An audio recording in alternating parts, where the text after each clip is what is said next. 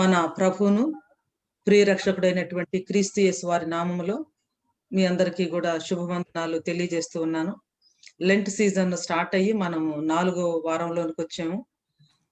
క్రైస్తవ కాలమానంలో లెంట్ ప్రత్యేకమైనటువంటి కాలమానం.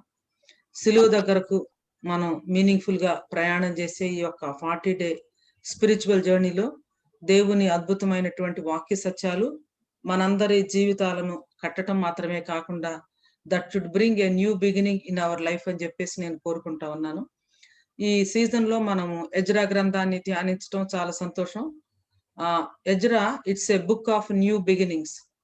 ఎన్నో నూతనమైనటువంటి ప్రారంభాలు కలిగినటువంటి పుస్తకం ఇది. అలాగే మనం కూడా జీవితంలో ఎదగాలి, జీవితంలో మార్పు చెందాలి, జీవితంలో మరి ప్రభు స్వరూపులోనికి మార్చబడాలి అంటే మరలా అనేకమైనటువంటి సార్లు నూతనంగా ప్రారంభించుకోవాల్సిందే. దేవుడిచ్చే ప్రతిరోజు, ప్రతి నెల, ప్రతి క్షణము, ప్రతి సీజను, మరి ప్రతి మాసము, ప్రతి బర్త్డే కావచ్చు, తర్వాత యానివర్సరీస్ కావచ్చు, ఇవన్నీ కూడా నూతనమైనటువంటి అధ్యాయాన్ని మన జీవితంలో సృష్టించుకోవటానికి దేవుడిచ్చే నూతనమైనటువంటి బిగినింగ్స్ అని చెప్పేసి నేను అనుకుంటా ఉన్నాను. మనము ఎజ్రా గ్రంథాన్ని ప్రారంభించినప్పుడు గొప్ప పునరాగమనంతో ప్రారంభమయ్యి గొప్ప పునర్నిర్మాణము, గొప్ప ప్రతిఘటనను ఎదుర్కొన్నారు. ప్రతిఘటనల మధ్య చాలా పట్టుదలతో గొప్పగా పని కొనసాగించారు. ఆటంకం వచ్చినప్పటికీ కూడా మరలా పనిని ప్రారంభించి పనిని ముగించారు. ఈ రోజున ముగిసినటువంటి పనిని ఏ రీతిగా వారు ఒక సెలబ్రేషన్ లేదా డెడికేషన్ ద్వారా మరి దేవుని మందిరం యొక్క ప్రతిష్ట కార్యక్రమాన్ని ముగిస్తా ఉన్నారు అనేది మనం చూసాము. పని ముగించడం ఒక ఎత్తు అయితే, ఆ ముగించినటువంటి పనిని ప్రభు పాదాల దగ్గర పెట్టడం మరొకటి.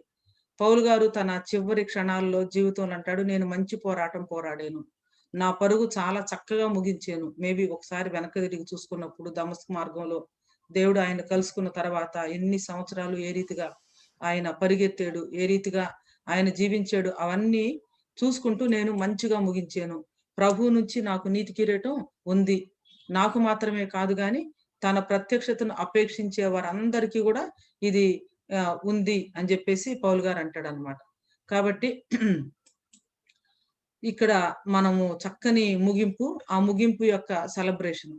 1వ అధ్యాయం నుంచి మనం వచ్చినప్పుడు ఎలా ఒడిదుడుకుల మధ్య, అప్స్ అండ్ డౌన్స్ మధ్య దేవుని మందిర నిర్మాణ కార్యక్రమం ప్రారంభమైంది, కొనసాగింది, ఆ తర్వాత ముగిసింది అనేది మనం చూడబోతున్నాం. టుడే మనం చూడబోయే భాగం ఒక విధంగా చెప్పాలంటే ఎజ్రా గ్రంథానికి చాలా హైయెస్ట్ పాయింట్. తర్వాత రక్షణ చరిత్రలో కూడా ఒక ప్రధానమైనటువంటి ఘట్టం. ఎందుకు రక్షణ చరిత్రలో ప్రధానమైనటువంటి ఘట్టం ఏంటంటే, ఈ యొక్క మందిరంలోనికి జెరుబ్బాబెలు కట్టించినటువంటి 2వ టెంపుల్ తర్వాత హెరోదు టైంలో అది బ్యూటిఫికేషన్ చేయబడింది. యేసుక్రీస్తు ప్రభువారు వచ్చారు. యేసుక్రీస్తు ప్రభువారు రావటం మాత్రమే కాదు కానీ ఆ మందిరంలో ఆయన ఎన్నో సార్లు బోధించారు. సో మెస్సియా వచ్చినటువంటి మందిరం, ఆయన రావటానికి గ్రౌండ్ ని ప్రిపేర్ చేయటానికి యూదులు చెరలో నుంచి తిరిగి రావటం, మందిరము కట్టడం మనం చూసాం అన్నమాట. సో ఒక్కసారి వెనక్కి తిరిగి చూసుకుంటే ఇంతవరకు మనం ఏం కవర్ చేసామని, గ్రేట్ రివర్సల్ తో మొదలైనటువంటి ఇశ్రాయేలీలు చెరలో నుంచి తిరిగి వచ్చి పునాది వేసి మరి మందిర కార్యక్రమాన్ని కట్టడం ప్రారంభించారు. చాలా మరి శ్రమ వచ్చింది, అపోజిషన్ వచ్చింది, బలవంతంగా పని ఆపివేయటం జరిగింది. ఆపివేసినటువంటి పనిని ప్రవక్తల యొక్క ప్రోద్బలంతో ప్రారంభమైంది. ఈ పని గొప్ప పని కాబట్టి ఎవరొచ్చినా కూడా మేము ఆపము అని చెప్పేసి ధైర్యంతో ప్రవక్తలు వారితో ఉండగా జెరుబ్బాబెలు, యెషూవ నాయకత్వంలో గొప్ప పని, దేవుని మందిరపు పని కొనసాగింది. కొనసాగినటువంటి పని ఏ రీతిగా సంపూర్తి చేయబడింది, ఆదారు అనే చివరి మాసంలో ఏ రీతిగా కంప్లీట్ చేయబడింది అనేది మనం చూసాం. సో ఆ చివరి మాసంలో డెడికేషన్ చేయటం జరిగింది. ఆ తర్వాత మరి వచ్చినటువంటి మాసం, మరి first month of the year లో వారు మరొక సెలబ్రేషన్ చేయటం మనం చూస్తాం అన్నమాట. సో ఈవేళ మన యొక్క టాపిక్ గొప్ప వేడుక లేదా గొప్ప పండగ లేదా గొప్ప ఉత్సవం అని చెప్పేసి అన్నాను. సెలబ్రేషన్. జీవితం అనేది ఒక సెలబ్రేషనే. జీవితంలో దేవుడిచ్చే ప్రతి అవకాశం కూడా ఒక సెలబ్రేషనే. అయితే ఆ సెలబ్రేషన్స్ ని మనం సరైనటువంటి విధానంలో పాస్ట్ ని జ్ఞాపకం చేసుకొని ప్రెజెంట్ ని మనం చక్కగా రివ్యూ చేసుకొని ఫ్యూచర్ ని మనము ఎన్విజన్ చేసుకొని మరి సెలబ్రేషన్ చేసినప్పుడు దాని ద్వారా ఎంతో మేలు, ఆశీర్వాదము వ్యక్తులకి, కుటుంబాలకి జరుగుతుందని చెప్పేసి నేను భావిస్తా ఉన్నాను. ఈవేళ మందిర ప్రతిష్ట పండగ. ఆ తర్వాత దాంతో ఫాలో అవుతున్నటువంటి మరొక గొప్ప ఇది మనం చూస్తాము. అందుకని దీన్ని గ్రేట్ సెలబ్రేషన్ అని చెప్పేసి అన్నాను. జీవితంలో మనందరికీ కూడా చాలా సెలబ్రేషన్స్ వస్తాయి. ఉదాహరణకి మరి మనం అంతా స్టూడెంట్స్ గా ఉన్నప్పుడు మన గ్రాడ్యుయేషన్స్ చాలా అద్భుతమైనటువంటి విషయము. దాన్ని మనం ఎప్పుడు మర్చిపోలేము కదా! ఆ గ్రాడ్యుయేషన్ లోనే మనకు ఒక గోల్డ్ మెడల్ వచ్చిందనుకోండి. అది ఇంకొక అద్భుతమైనటువంటి విశేషం. దాన్నే మన భాషలో చెప్పాలంటే డబుల్ ధమాకా అనొచ్చనమాట. సో, ఇక్కడ మనం చూస్తున్నటువంటి వేళ 2 సెలబ్రేషన్స్ మనం చూస్తాము. ఈ రెండిటికి కూడా దగ్గర సంబంధం ఉంది. ఎజ్రా గ్రంథం 6 అధ్యాయంలో పీక్ అంటే హైయెస్ట్ పాయింట్ ఏంటంటే ఇది this closes with 2 great celebrations. ఆ 2 సెలబ్రేషన్స్ ఏంటి? ఎవరు ఆ సెలబ్రేషన్స్‌ని చేశారు? ఎలా చేశారు? ఎందుకు చేశారు? వాటి నుంచి మనం నేర్చుకునే విషయాలేంటి? ఇవన్నీ గూడా ఈవేళ మనం చూడబోతాము. ఎజ్రా గ్రంథం 6 అధ్యాయము 16-22 వచనాల వరకు మనం చదువుకుందాం. ఈ భాగాన్ని అర్థం చేసుకోవాలంటే బ్యాక్‌గ్రౌండ్ ప్యాసేజ్ ఇంకొకటుంది కీర్తనలో. 126వ కీర్తన అది గూడా మనం చదువుదాం. ఎజ్రా గ్రంథం 6 అధ్యాయము 16-22 వచనాలు. ఎజ్రా గ్రంథము 6వ అధ్యాయము 16-22 వరకు చదువుతున్నానండి. అప్పుడు ఇశ్రాయేలీయులను, యాజకులను, లేవీయులను చెరలో నుండి విడుదల నొందిన తక్కిన వారును దేవుని మందిరమును ఆనందముతో ప్రతిష్ఠించిరి. దేవుని మందిరమును ప్రతిష్ఠించినప్పుడు 100 ఎడ్లను, 200 పొట్టేళ్లను, 400 గొర్రె పిల్లలను ఇశ్రాయేలీయులకు అందరికి పాప పరిహారార్థ బలిగా ఇశ్రాయేలీయుల గోత్రముల లెక్క చొప్పున 12 మేకపోతులను అర్పించిరి. మరియు వారు యెరూషలేములోనున్న దేవుని సేవ జరిపించుటకై మోషే యొక్క గ్రంథమందు వ్రాసిన దాన్ని బట్టి తరగతుల చొప్పున యాజకులను, వరుసల చొప్పున లేవీయులను నిర్ణయించిరి. చెరలో నుండి విడుదల నొందిన వారు మొదటి నెల 14వ దినమున పస్కా పండుగ ఆచరించిరి. యాజకులను, లేవీయులను తమ్మును తాము పవిత్రపరచుకొని పవిత్రులైన తరువాత చెరలో నుండి విడుదల నొందిన వారందరి కొరకును, తమ బంధువులైన యాజకుల కొరకును, తమ కొరకును పస్కా పశువును వధించిరి. కావున చెరలో నుండి విడుదల నొంది తిరిగి వచ్చిన ఇశ్రాయేలీయులను ఇశ్రాయేలు దేవుడైన యెహోవాను ఆశ్రయించుటకై దేశమందుండు అన్య జనులలో అపవిత్రత నుండి తమ్మును తాము ప్రత్యేకించుకొనిన వారందరూ వచ్చి తిని పులియని రొట్టెల పండుగను 7 దినములు ఆనందముతో ఆచరించిరి. ఏలయనగా ఇశ్రాయేలీయుల దేవుని మందిరపు పని విషయమై వారి చేతులను బలపరచుటకు యెహోవా అష్షూరు రాజు హృదయమును వారి వైపు త్రిప్పి వారిని సంతోషింపచేసెను. ఆమేన్. కీర్తనలు 126. సియోనుకు తిరిగి వచ్చిన వారిని యెహోవా చెరలో నుండి రప్పించినప్పుడు మనము కలకనిన వారి వలె నుంటిమి. మన నోటి నిండా నవ్వు ఉండెను, మన నాలుక ఆనందగానముతో నింపబడి ఉండెను. అప్పుడు యెహోవా వీరి కొరకు గొప్ప కార్యములు చేసనని అన్యజనులు చెప్పుకొనిరి. యెహోవా మన కొరకు గొప్ప కార్యములు చేసి ఉన్నాడు, మనము సంతోషభరితలమైతిమి. దక్షిణ దేశములో ప్రవాహములు పారునట్లుగా యెహోవా చెరపట్టబడిన మా వారిని రప్పించును. కన్నీళ్లు విడుచుచు విత్తువారు సంతోషగానముతో పంట కోసెదరు. పిడికెడు విత్తనములు చేత పట్టుకొని ఏడ్చుచూ పోవు విత్తువాడు సంతోషగానము చేయుచు పనులు మోసుకొని వచ్చును. దేవుడి పరిశుద్ధ వాక్యమును మనందరి వినికిడిలో ఆశీర్వదించును గాక. ఆమేన్. చిన్న ప్రార్థన చేసుకుందాం. ప్రియ ప్రభువా, మా దేవ, మీకెన్న వందనాలు. ఈ యొక్క సాయంకాల సమయాన్ని బట్టి నీకు స్తుతులు, నీ వాక్యాన్ని బట్టి నీకు వందనాలు. ఎజ్రా గ్రంథంలో ఎంతో శ్రేష్టమైనటువంటి ఘట్టంలోనికి మేము వచ్చాం.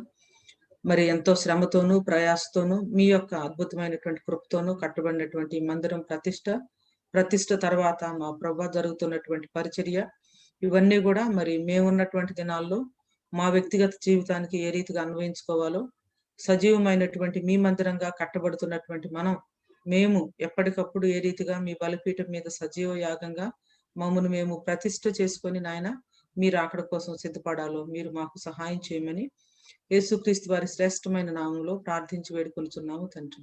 ఆమేన్.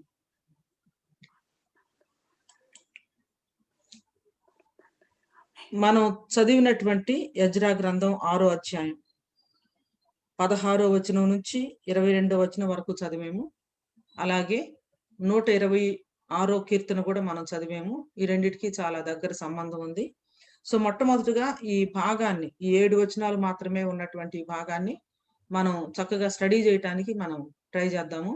అబ్జర్వేషన్ లో భాగంగా ఈ భాగాన్ని మరొకసారి మనం చదివి పైనుంచి క్రిందకు 17వ వచనం నుంచి 22వ వచనం వరకు మనం చదివి దీనిలో మనకి ప్రధానంగా కనిపించే విషయాలేంటి, ప్రధానంగా కనిపించే వ్యక్తులు ఎవరు, ఏమైనా సంభాషణలు జరుగుతున్నాయా, ఏమైనా వ్యక్తుల మధ్య మరి కాన్వర్జేషన్స్ ఉన్నాయా, లేకపోతే ఏదైనా ప్రధానమైనటువంటి విషయాన్ని గురించినటువంటి వర్ణన ఉందా, ఏమైనా రిపీటెడ్ గా ఇంపార్టెంట్ పదాలు కనిపిస్తా ఉన్నాయా, దీనిలో నుంచి ఇక్కడ జరుగుతూ ఉన్నటువంటి ప్రధానమైనటువంటి అంశాలు ఏంటి అనేది ఏమైనా క్లూ దొరుకుతుందా, ఈ విషయాలన్నీ కూడా మనం స్టడీ చేద్దాం.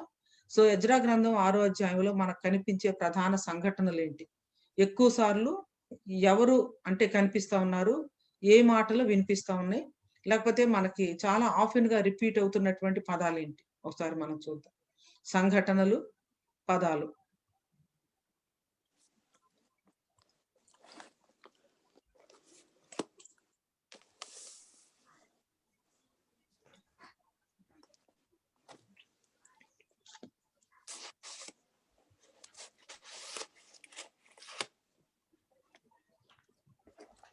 ఇశ్రాయేలీలు అని కనిపిస్తుంది అక్క. వెరీ గుడ్, ఇశ్రాయేలీలు అని కనిపిస్తుంది.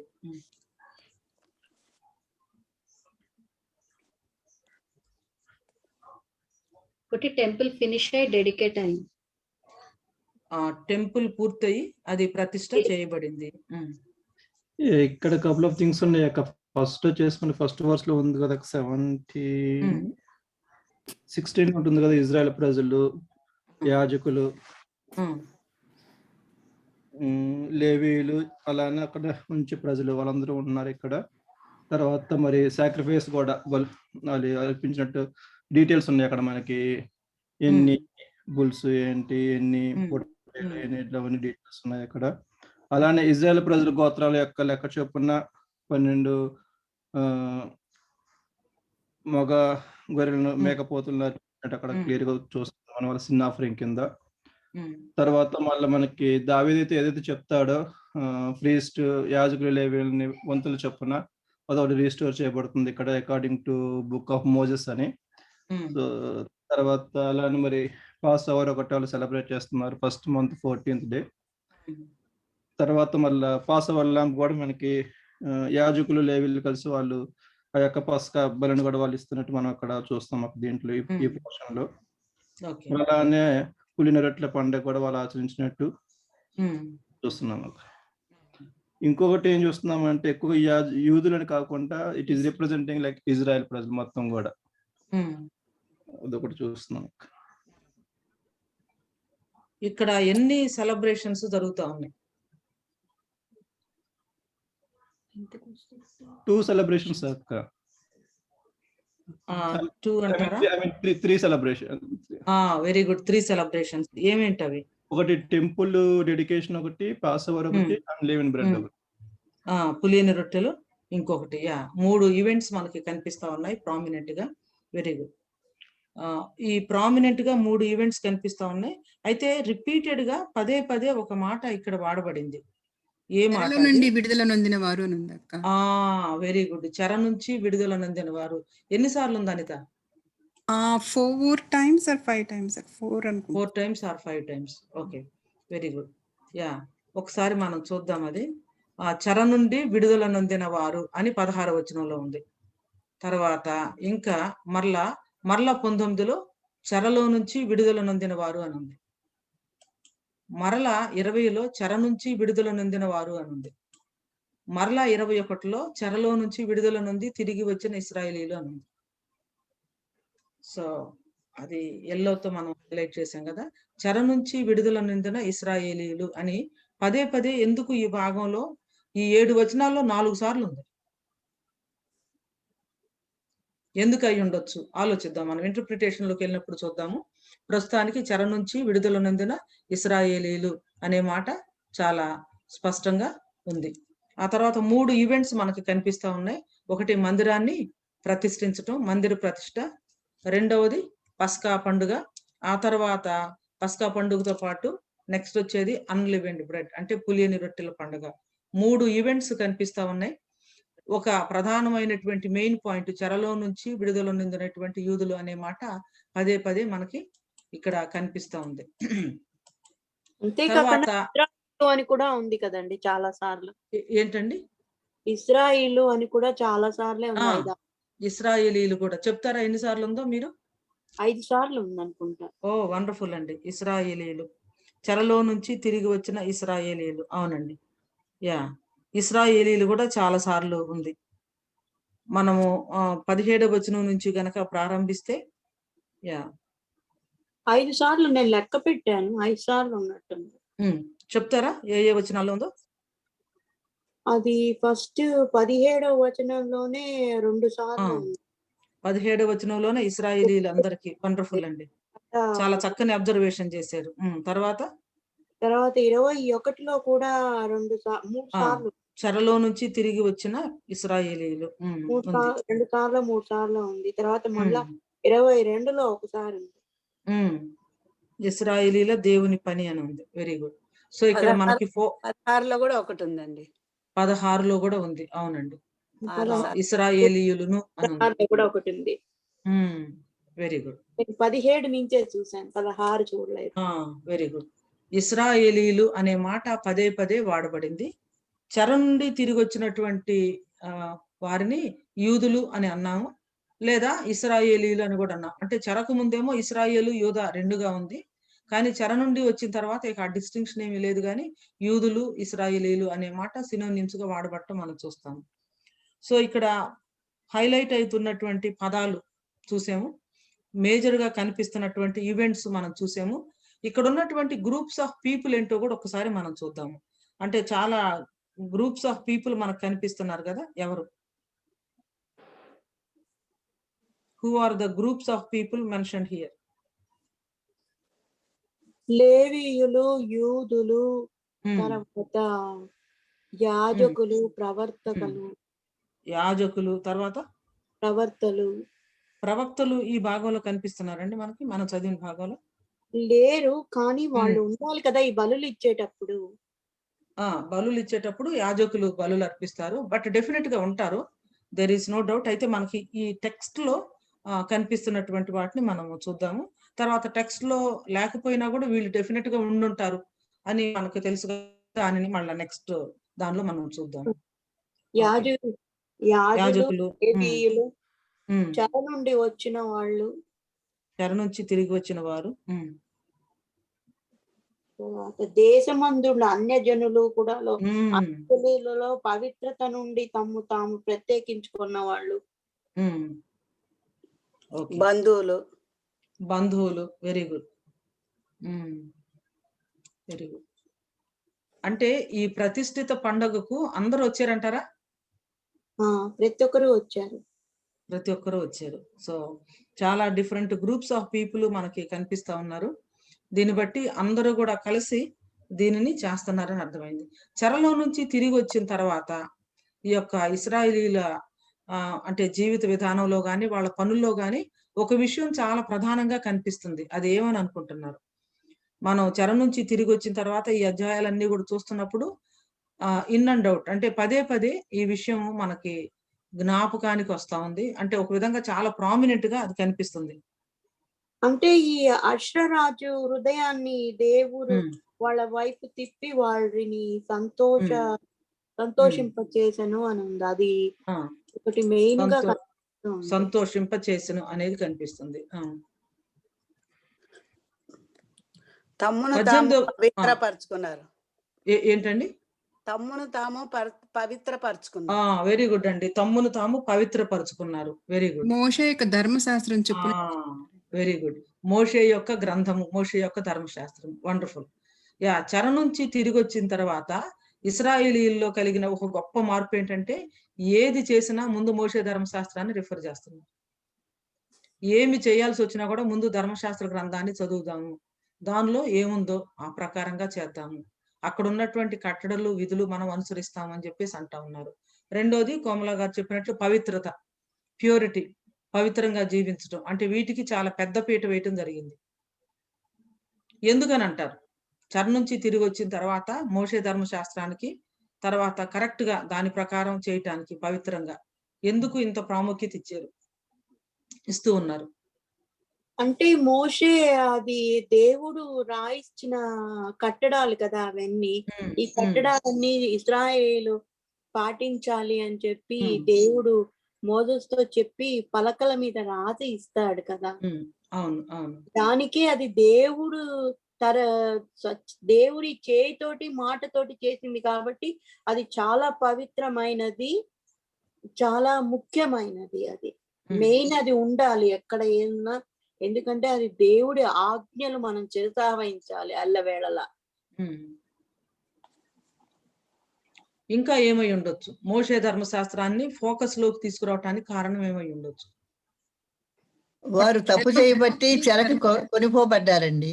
అది correct point. You just nailed it అండి. అది అసలు వాళ్ళు చెరలోనికి వెళ్ళటానికి ప్రధానమైన కారణం ఏంటంటే ధర్మశాస్త్రాన్ని నెగ్లెక్ట్ చేశారు.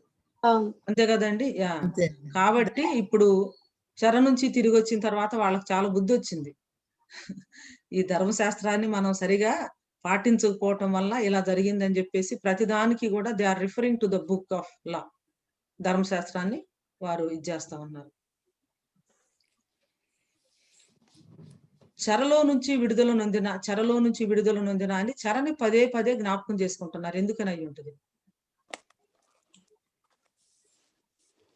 బాధలు బట్టి వాళ్ళు దాన్ని బట్టి వాళ్ళు ఇంకా అటువంటి చెరకి పోకూడదని వాళ్ళ నిర్ణయించుకున్నారండి. ఎందుకంటే చాలా బాధలు అనుభవించారు. వాళ్ళు అపవిత్రపరుచుకున్నందువల్ల జరిగింది కార్యము. వాళ్ళ తప్పుకు వాళ్ళు అనుభవించారు కాబట్టి వాళ్ళకి పదే తోస్తుంది అనమాట అండి. రిపెంటెన్స్ అది డెఫినెట్ గా. ఇంకా ఏమైనా పాజిటివ్ ఆస్పెక్ట్ ఉందా?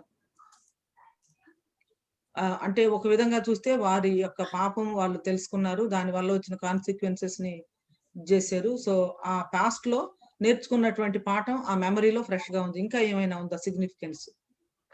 అందరూ యునైట్ అయ్యారండి. అందరూ యునైట్ అయ్యారు. మందిరం కట్టారు. అది దేవుడు వారిని మరలా చెరలో నుంచి బయటకు తీసుకురావటం వల్ల మందిరం కట్టగలిగారు. అది మామూలు విషయం కాదు. చెరకెళ్ళిపోయినటువంటి వాళ్ళు తిరిగి రావటము, మందిరాన్ని కట్టడము ఇది మామూలు విషయం కాదు. అందుకోసమనే ఒకసారి పాస్ట్ అంతా కూడా రివ్యూ చేసుకుంటున్నారు. దేవుడు ఒక్క డిగ్రీతో ఎట్లా వాళ్ళ చెరని అంతం చేశారు, ఎలా వాళ్ళు వచ్చారు, ఎలా మందిరానికి పునాది వేశారు, ఏ విధంగా కట్టడం మొదలు పెట్టారు, ఏ విధంగా కష్టాలు, ఇవన్నీ కూడా ప్రాబబ్లీ ఈ మందిర ప్రతిష్టకు మరి వచ్చినటువంటి వారి అందరి మనసుల్లో ఉందేమో. మందిర ప్రతిష్ట మీరు చాలా అటెండ్ అయి ఉంటారు, మీరు చేసి ఉంటారు కదా. మందిర ప్రతిష్ట అప్పుడు ఏం చేస్తామండి? మనం రివ్యూ చేస్తాం కదా. మందిరం మరి పని ప్రారంభించిన దగ్గర నుంచి ఏ విధంగా కొనసాగింది, ఎవరెవరు సహాయం చేశారు, ఎలా చేశారు, ఇవన్నీ కూడా ఉంటాయా మనసులో? సో ఇశ్రాయేలీలు ఒక విధంగా పాస్ట్ అంతటిని కూడా రివ్యూ చేసుకుంటా ఉన్నారు. పాస్ట్ ని రివ్యూ చేసుకోవటం ద్వారా వారు నేర్చుకునే పాఠాలు మరి ఫ్యూచర్ కోసం ఎదురు చూడటం. తర్వాత ఇక్కడ వాతావరణం ఎలా ఉంది అంటే పునాది వేసినప్పుడేమో ఏడుపు, తర్వాత సంతోషం రెండు ఉన్నాయి. చూడండి 3వ అధ్యాయంలో మనకి పునాది వేసినప్పుడు కొంతమంది ఏడ్చేరని ఉంది, కొంతమంది సంతోషంతో అరిచేరని ఉంది. ఎజ్రా గ్రంథం 3వ అధ్యాయము 12, 13 వచనాల్లో. అంటే వాళ్ళు అప్పుడు సాలమన్ కట్టించిన మందిరంతో కంపేర్ చేసుకొని కొంతమంది పెద్దవాళ్ళంతా వృద్ధులంతా బాధపడ్డారు. తర్వాత చెర నుంచి వచ్చిన వాళ్ళు డిఫికల్టీస్ ని ఫేస్ అయ్యారు అన్యులతో. ఇప్పుడైతే ఫీస్టింగ్ అండ్ సెలబ్రేషన్ లో ఉందక్క. ఏంటమ్మా? ఇప్పుడున్న సిచ్యువేషన్ అయితే ఫీస్టింగ్ అండ్ సెలబ్రేషన్ లో ఉంది. Very good. యా, అక్కడ మనకి 3rd చాప్టర్ లో ఉన్నటువంటి ఆ మిక్స్డ్ ఇది కనిపించట్లేదు. ఇక్కడ అంతా కూడా సెలబ్రేషన్ మోడ్ లోనే ఉన్నారు. సెలబ్రేషన్ కూడా మామూలు కాదు, డబుల్ ధమాకా లాగుంది. అంటే డబుల్ సెలబ్రేషన్ లేదా ట్రిపుల్ సెలబ్రేషన్ అనుకోవచ్చు అనమాట. ఏంటో మనం చూద్దాం ఎలా ఆ సెలబ్రేషన్ చేశారు. ఇక్కడ సెలబ్రేషన్ అంతా కూడా చాలా అంటే ఏ మూడ్ లో ఉంది అనేది మనకి ఏమైనా పదాలు తెలియపరుస్తున్నాయి. ఇక్కడ ప్రజల యొక్క మూడ్ ని మనం క్యాప్చర్ చేయాలి అంటే మనకి ఏమైనా పదాలు కనిపిస్తున్నాయా? టెక్స్ట్ లో క్లూలు కనిపిస్తున్నాయి? ఆనందం అని ఉంటదక్క. పాస్ ఓవర్ అది అన్లీవెన్ బ్రెడ్ కూడా చాలా సంతోషంగా 7 రోజులు అవునండి. ఆనందముతో ఉందక్క 16 వచ్చిన. ఆనందముతో అని ఉంది. చెప్పండి.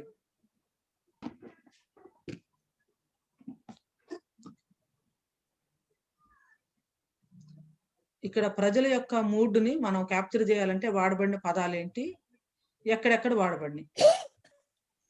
21st వర్స్ లో కూడా 7 దినములు ఆనందముతో ఆచరించిరి అని ఉంటదక్క. 7 దినములు ఆనందముతో ఆచరించిరి అని ఉంది. మళ్ళీ లాస్ట్ లో కూడా వారు అంటే అషూరు రాజు హృదయంను వారు వైపు వారిని వాళ్ళు సంతోషింపజేసెను. సో ఈ చిన్ని 7 వచనాల్లో 3 సార్లు ఆనందం, ఆనందం, సంతోషం అని ఉంటుంది. 16లో కూడా ఉందండి, ఆనందముతో ప్రతిష్ఠించిరి. చాలా సంతోషంగా డెడికేషన్ చేశారు. సంతోషంతో డెడికేట్ చేయటం మాత్రమే కాకుండా 7 దినాలు సంతోషంతో ఆచరించారు. ఒక రోజు కాదు, 2 రోజులు కాదు, ఎన్ని రోజులు? 7 దినాలు పులిని రొట్టెల పండుగను 7 దినాలు కూడా సంతోషంతో ఆచరించారు. తర్వాత అషూరు రాజు హృదయమును వారి వైపు త్రిప్పి వారిని సంతోషింప చేసెను అని మనం చూస్తాం. దేవుడు చేశాడండి. దేవుడిచ్చాడు ఆనందం. అంటే ఈ ఆనందానికి కారణం ఏంటి? ఎక్కడి నుంచి వచ్చింది? ఎలా వీళ్ళు దీన్ని సెలబ్రేట్ చేస్తున్నారు? ఇంకోసారి మనం 3 సార్లు చూసాం కదా ఈ పదం. వారి ఆనందానికి కారణం చెర నుండి విడుదల అవడం అండి. విడుదలవటం. Very good. తిరిగి రావడం, వారి నేల తిరిగి ఆక్యుపై చేసుకొని ఆలయాన్ని కట్టుకున్నారు. అది మొదటి కార్యం, ఆలయాన్ని కట్టడం అండి. పవిత్రపరుచుకున్నారు వాళ్ళు. వారిని వారు పవిత్రపరుచుకున్నారు. దాన్ని బట్టి సంతోషం. మందిరం కట్టి ముగించుకున్నారు, అదొక సంతోషం. అద్భుతం. మందిరం కట్టి ముగించుకున్నారు, అదొక సంతోషం. ఎన్నో ఆటంకాలు వచ్చినాయి కదా, అన్ని కూడా ధర్మశాస్త్ర ప్రకారం చేశారు. అవన్నీ మోదే ధర్మశాస్త్ర ప్రకారము పాప పరిహార బలి అన్ని కూడా సమర్పించారు దేవుడికి. ఏ విధంగా ఏ రీతిలో సమర్పించాలో అవన్నీ కూడా వాళ్ళు చేశారు. ధర్మశాస్త్రాన్ని మళ్ళా ఫోకస్ లోకి తీసుకొచ్చారు, అదొక సంతోషం. ఇంకా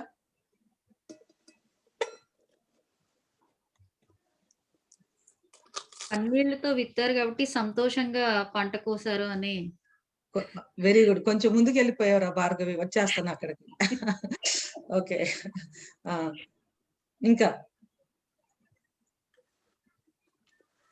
ఇంకా సంతోషానికి కారణాలేంటి?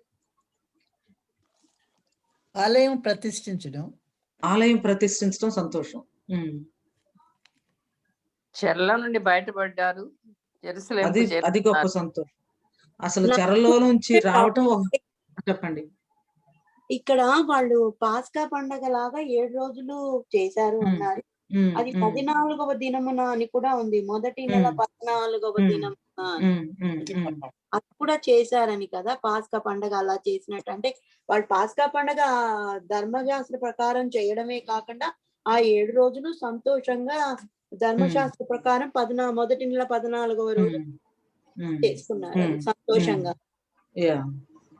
డెఫినెట్ గా మనము అనుకున్న విధంగా ఇక్కడ చాలా అట్మాస్ఫియర్ అంతా చాలా సంతోషంగా ఉంది. It is jubilation and also celebration. దీని వెనక చాలా కష్టం కూడా ఉంది. అంటే నేను అనుకుంటాను, కొంతకాలం తర్వాత మనం వెనక్కి తిరిగి చూస్తే లైఫ్ ని మనం చూసుకున్నప్పుడు అసలు మనం సజీవులుగా ఉండటం ఒక గొప్ప విషయం, మంచి ఆరోగ్యాన్ని కలిగి ఉండటం ఇంకొక గొప్ప విషయం, దేవుని తెలుసుకోవటం అంతకంటే గొప్ప విషయం, ఆయన పరిచర్య మనకు అప్పగించబడటం ఇంకా సంతోషం, ఆయన సన్నిధికి పదే పదే రావటం ఇంకా సంతోషం, అసలు ఆయనతో మనం సహవాసం కలిగి ఉండటం ఇంకా సంతోషం కదా. సో ఇక్కడ ఇశ్రాయేలీలకి తర్వాత చెర నుంచి తిరిగి రావటం, మందిరానికి పునాది వేయటం, కట్టటం, ప్రతిఘటనలు ఎదుర్కోవటం, ఇంతవరకు రావటం, ఇవన్నీ జ్ఞాపకం చేసుకుంటా ఉంటే పాస్ట్ లో వాళ్ళు పడిన కష్టాలన్నీ కూడా మర్చిపోయారు. ఇప్పుడు హృదయంలో గొప్ప సంతోషం ఉంది, గొప్ప ఆనందం ఉంది. అందరూ కలిసిపోయి మరి అందరూ కూడా దేవుని సన్నిధిలో సంతోషిస్తున్నారు. సంతోషించడం ఒకటైతే దేవుని సన్నిధిలో సంతోషించడం మరొకటి. ఆ తర్వాత దేవుడే వాళ్ళని సంతోషింపజేయటం, అంటే ఈ గొప్ప సంతోషాన్ని ఆనందాన్ని దేవుడే వారి హృదయాల్లో నింపటం ఇంకొక గొప్ప విషయం. నీ సన్నిధిలో సంపూర్ణ సంతోషము కలదు వాక్యం. ఈ లోకంలో ఎక్కడ దేని ద్వారా ఎవరి ద్వారా లేనటువంటి సంతోషం దేవుని సన్నిధిలో మాత్రమే దొరుకుతుంది. అది ఇశ్రాయేలీయులకు అర్థమైంది. దేవుడే వారిని సంతోషింపజేశారు. చాలా కార్యాలు, రాజుల్ని, అధిపతుల్ని, మరి కింగ్డమ్స్ ని, తర్వాత అన్నిటిని ఆయన కంట్రోల్లో పెట్టుకొని వారికి గొప్ప సంతోషాన్ని ఇచ్చారు అన్నటువంటి విషయం అర్థమైంది. తర్వాత మందిర ప్రతిష్ట ఎంతకాలం తర్వాత జరిగింది అంటే మందిరం కట్టడం ప్రారంభించిన తర్వాత ఎంతకాలానికి మందిరం యొక్క ప్రతిష్ట జరిగింది, ఎవరి అధ్యక్షతలో జరిగింది, ఏ విధంగా జరిగింది. సో ఇప్పుడు 3 ఈవెంట్స్ ని కూడా 3 సెలబ్రేషన్స్ ని కూడా మనం చూస్తాము. ముందు మందిర ప్రతిష్ట ఎలా జరుగుతుందో ఒకసారి గమనిద్దాము. ఆ తర్వాత రెండోది పస్కా పండుగ దగ్గరకు వస్తాము. మూడోది పులిన రొట్టెల పండుగ దగ్గరకు వస్తాం. సో మొట్టమొదట మందిర ప్రతిష్ట ఎంతకాలం తర్వాత జరిగింది, ఎవరి అధ్యక్షతలో జరిగింది, ఏ విధంగా జరిగింది, అంటే కట్టినప్పుడు ఎవరు కట్టారు, ఎవరి అధ్యక్షతలో ఇది కట్టబడింది, ఇవన్నీ కూడా మనం చూసాం కదా. కట్టబట్టడానికి ఎవరు సహకరించారు, ఎవరు ప్రోత్సహించారు, ఇవన్నీ కూడా చూసాం. అలాగే మరి డెడికేషన్ అప్పుడు కూడా మనం ఏం జరుగుతుందో ఒకసారి మనం చూద్దాం. డారియస్ రాజు ఎంపరర్ గా ఉన్నప్పుడు ఆ నెలలో జరిగిందండి ఆ పని. దర్యావేషు రాజు ఇదిలో పూర్తయింది. జెరుబ్బాబెలు 15వ వచనం ఒకసారి చదువుతారా? మన కాంతి గారు చెప్పింది అక్కడ ఉంది. 15వ వచనం కోమల గారు. ఎజ్రా 6:15. రాజైన దర్యావేషు ఏలుబడి యందు 6వ సంవత్సరము ఆదారు నెల 3వ నాటికి మందిరము సమాప్తి చేయబడెను. ఆదారు నెల అంటే ఇశ్రాయేలీయుల యొక్క క్యాలెండర్ లో చివరి నెల అన్నమాట. ఒకసారి ఇశ్రాయేలీయుల క్యాలెండర్ ని మనం చూద్దాము. వాళ్ళ క్యాలెండర్స్ లో జస్ట్ ఒక్క నిమిషం చూసి ఇది 12th మంత్ అన్నమాట. నీసాను మొట్టమొదటి నెల అయితే ఇయ్యారు, సివాను, తమ్మూజు, ఆవు, టిష్రి ఇవన్నీ వస్తాయి. తర్వాత షెవాట్ అది 11, ఆదారు 12వ నెల అన్నమాట. ఇక్కడ మొట్టమొదటి 3 ఫెస్టివల్స్ ఫస్ట్ మంత్ లో వస్తాయి. ఆ తర్వాత 3 ఫెస్టివల్స్ 7th మంత్ లో వస్తాయి. సో ఇక్కడ ఈ ఆదారు నెలలో మందిరం పని పూర్తయింది. ఎప్పుడు అంటే ఆదారు నెల 3వ నాటికి, అంటే 3వ తారీఖు అన్నమాట. 3వ నాటికి మందిరం యొక్క పని పూర్తయిపోయింది. పూర్తయిన తర్వాత ఇక్కడ నీసాను అంటే మొట్టమొదటి నెల 14వ తారీఖు నుంచి మళ్ళీ పస్కా మొదలవుతుంది అన్నమాట. అంటే ఈ ఆదారు నెల నుంచి మొదలయ్యి నీసాను నెల ఇదంతా కూడా సెలబ్రేషన్ టైం. వారు మందిర ప్రతిష్ట, ఆ తర్వాత పస్కా పండుగ, ఆ తర్వాత పస్కా పండుగతో పాటు పులిన రొట్టెల పండుగ, ఇవన్నీ కూడా ఆచరించడం మనం చూస్తాం అన్నమాట. ఓకే, మందిర ప్రతిష్ట ఎంతకాలం తర్వాత జరిగింది? ఏమైనా అంటే మందిరానికి పునాది వేసిన తర్వాత పూర్తవటానికి ఎంతకాలం పట్టింది? లేదా చెరలో నుంచి తిరిగి వచ్చినటువంటి యూదులు చెరలో నుంచి తిరిగి వచ్చిన తర్వాత ఎంతకాలానికి ఈ మందిరం పూర్తయిపోయింది? 20 సంవత్సరాలండి, 46 years. అది మీరు 46 years అని న్యూ టెస్టిమెంట్ లో ఉన్నది చెప్తున్నారా? లేదండి, అంటే న్యూ టెస్టిమెంట్ లో ఉన్న బ్యూటిఫికేషన్ ప్రోగ్రామ్ 46 years సొలొమోను మందిరం కట్టడానికి 46 years అయింది అన్నారు. 20 years అక్క, 20 years తర్వాత ప్రతిష్ఠించారు అక్క వాళ్ళు మళ్ళీ 16 ఏళ్ళు, 20 ఏళ్ళ తర్వాత మళ్ళీ 16 ఏళ్ళు అయింది. 16 ఏళ్లకు మళ్ళీ జెరుబ్బాబెలు దాన్ని మొదలు పెట్టాడు కదా. ఓకే, రవి 20 years అంటున్నావు ఇంచుమించు, అంతేనా రవి? అంతే అక్క. ఓకే. సో మనం ఒకసారి చూద్దాము తర్వాత అసలు సొలొమోను మందిరానికి, ఆ తర్వాత మరి జెరుబ్బాబెలు కట్టించినటువంటి మందిరానికి ఉన్నటువంటి పోలికలేంటి, తేడాలేంటి, అది ఎంతకాలం పట్టింది, ఇది ఎంతకాలం పట్టింది, అది ఎప్పుడు కట్టారు, ఇది ఎప్పుడు కట్టారు, దానికి దీనికి ఉన్నటువంటి వైరుధ్యం ఏంటి, అక్కడ టెంపుల్లో ఉండి ఇక్కడ మిస్ అవుతున్నాయి ఏంటి, ఇవన్నీ కూడా మనం ఒకసారి పరిశీలన చేద్దాం. మందిర ప్రతిష్ట ఎంతకాలం తర్వాత జరిగింది అనేది మనం కొంచెం ఆలోచించాల్సినటువంటి విషయం. అయితే మనకి ఇక్కడ టెక్స్ట్ లో క్లియర్ గా ఉన్నటువంటి విషయాలు చూసి ఇలాంటి విషయాలు ఇంకా కొంచెం లోతుల్లోకి వెళ్దాం. ఇక్కడ ఎవరు అధ్యక్షత వహిస్తున్నట్లుగా ఉంది? ఎవరైనా ప్రధానంగా కనిపిస్తున్నారా మీకు? ఇక్కడ అందరూ ఉన్నారు అక్క, అందరూ కలిసి చేస్తున్నట్టుంది ఇక్కడ. జెరుబ్బాబెల్ అక్క. జెరుబ్బాబెల్ పేరుందా అక్కడ? లేదనుకుంటా. ఇక్కడ ఇజ్రాయెల్ ప్రజలు, యాజకులు, లేవీయులు ఆ, అందరూ కలిసి ప్రతిష్ఠిస్తున్నారు. అందరూ రెస్పాన్సిబిలిటీగా తీసుకొని ఆ, చేస్తున్నారు యూనిటీ. అందరూ రెస్పాన్సిబిలిటీ తీసుకొని చేస్తున్నారు. ఎక్కడ ఎవరైనా ఒక్కళ్ళన్నా హైలైట్ అవుతున్నారా? లేదా తత్తనాయి ఉన్నాడు ఈ 6వ అధ్యాయము దీంట్లో ఉమ్, 6th verse లో ఉన్నాడు అక్కడ. ఉమ్, అధికారి ఉమ్, అయిన తత్తనాయిను, ఉమ్, ఉమ్, తర్వాత షత్తర్ భోజ్ను, ఉమ్, నీవును నది అవతల మీతో కూడానున్న మరి పరస్కీయులను యూదులలో జోలికి పోక దేవుని మందిర పనిని జరగనిచ్చి వారి అధికార పెద్దలను మందిరం దాని స్థలమును కట్టియుడి అని దర్యావేష్ చెప్తున్నాడు. ఉమ్, 26. ఉమ్. అంటే ఇక్కడ ప్రధానంగా ఎవరు కనిపించట్లేదు, అందరూ ఇన్వాల్వ్ అయి ఉన్నారు.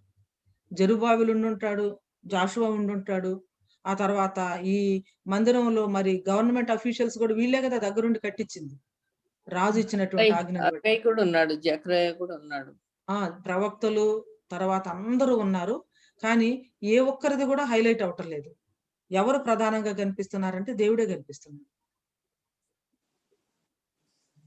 ఎందుకంటే టెంపుల్ ఆయనది, డెడికేషన్ జరుగుతుంది ఆయనకి. ఇది ఈ మందిరం మరి డెడికేషన్ కార్యక్రమాన్ని కనుక చూస్తే మనకి గ్రూప్స్ ఆఫ్ పీపుల్, అంటే ఎవరు దీనిలో ఇన్వాల్వ్ అయి ఉన్నారో వాళ్ళు దీనిని చేస్తా ఉన్నారు, ఎవరి పని వాళ్ళు చేస్తా ఉన్నట్లు ఉందన్నమాట. మందిరం యొక్క డెడికేషన్ విషయంలో 18వ వచనాన్ని ఒకసారి చదువుతారా?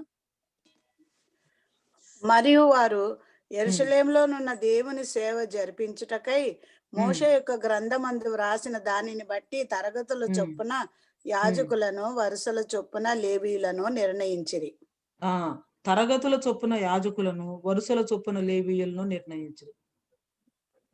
తరగతుల చొప్పున యాజకులు, మనకి న్యూ టెస్టిమెంట్ లో కూడా అబీయ తరగతిలో యాజకుడు అని ఆయన వంతు వచ్చినప్పుడు ధూపం వేయటానికి వెళ్ళాడు అని చెప్పేసి మనం చూస్తాము.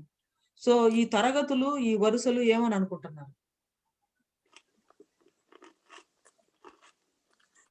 Order to serve the God, to serve the lord. అవును. ఈ యాజకులు, ప్రధాన యాజకులు అంటే ఆల్టర్ దగ్గర చేస్తారండి.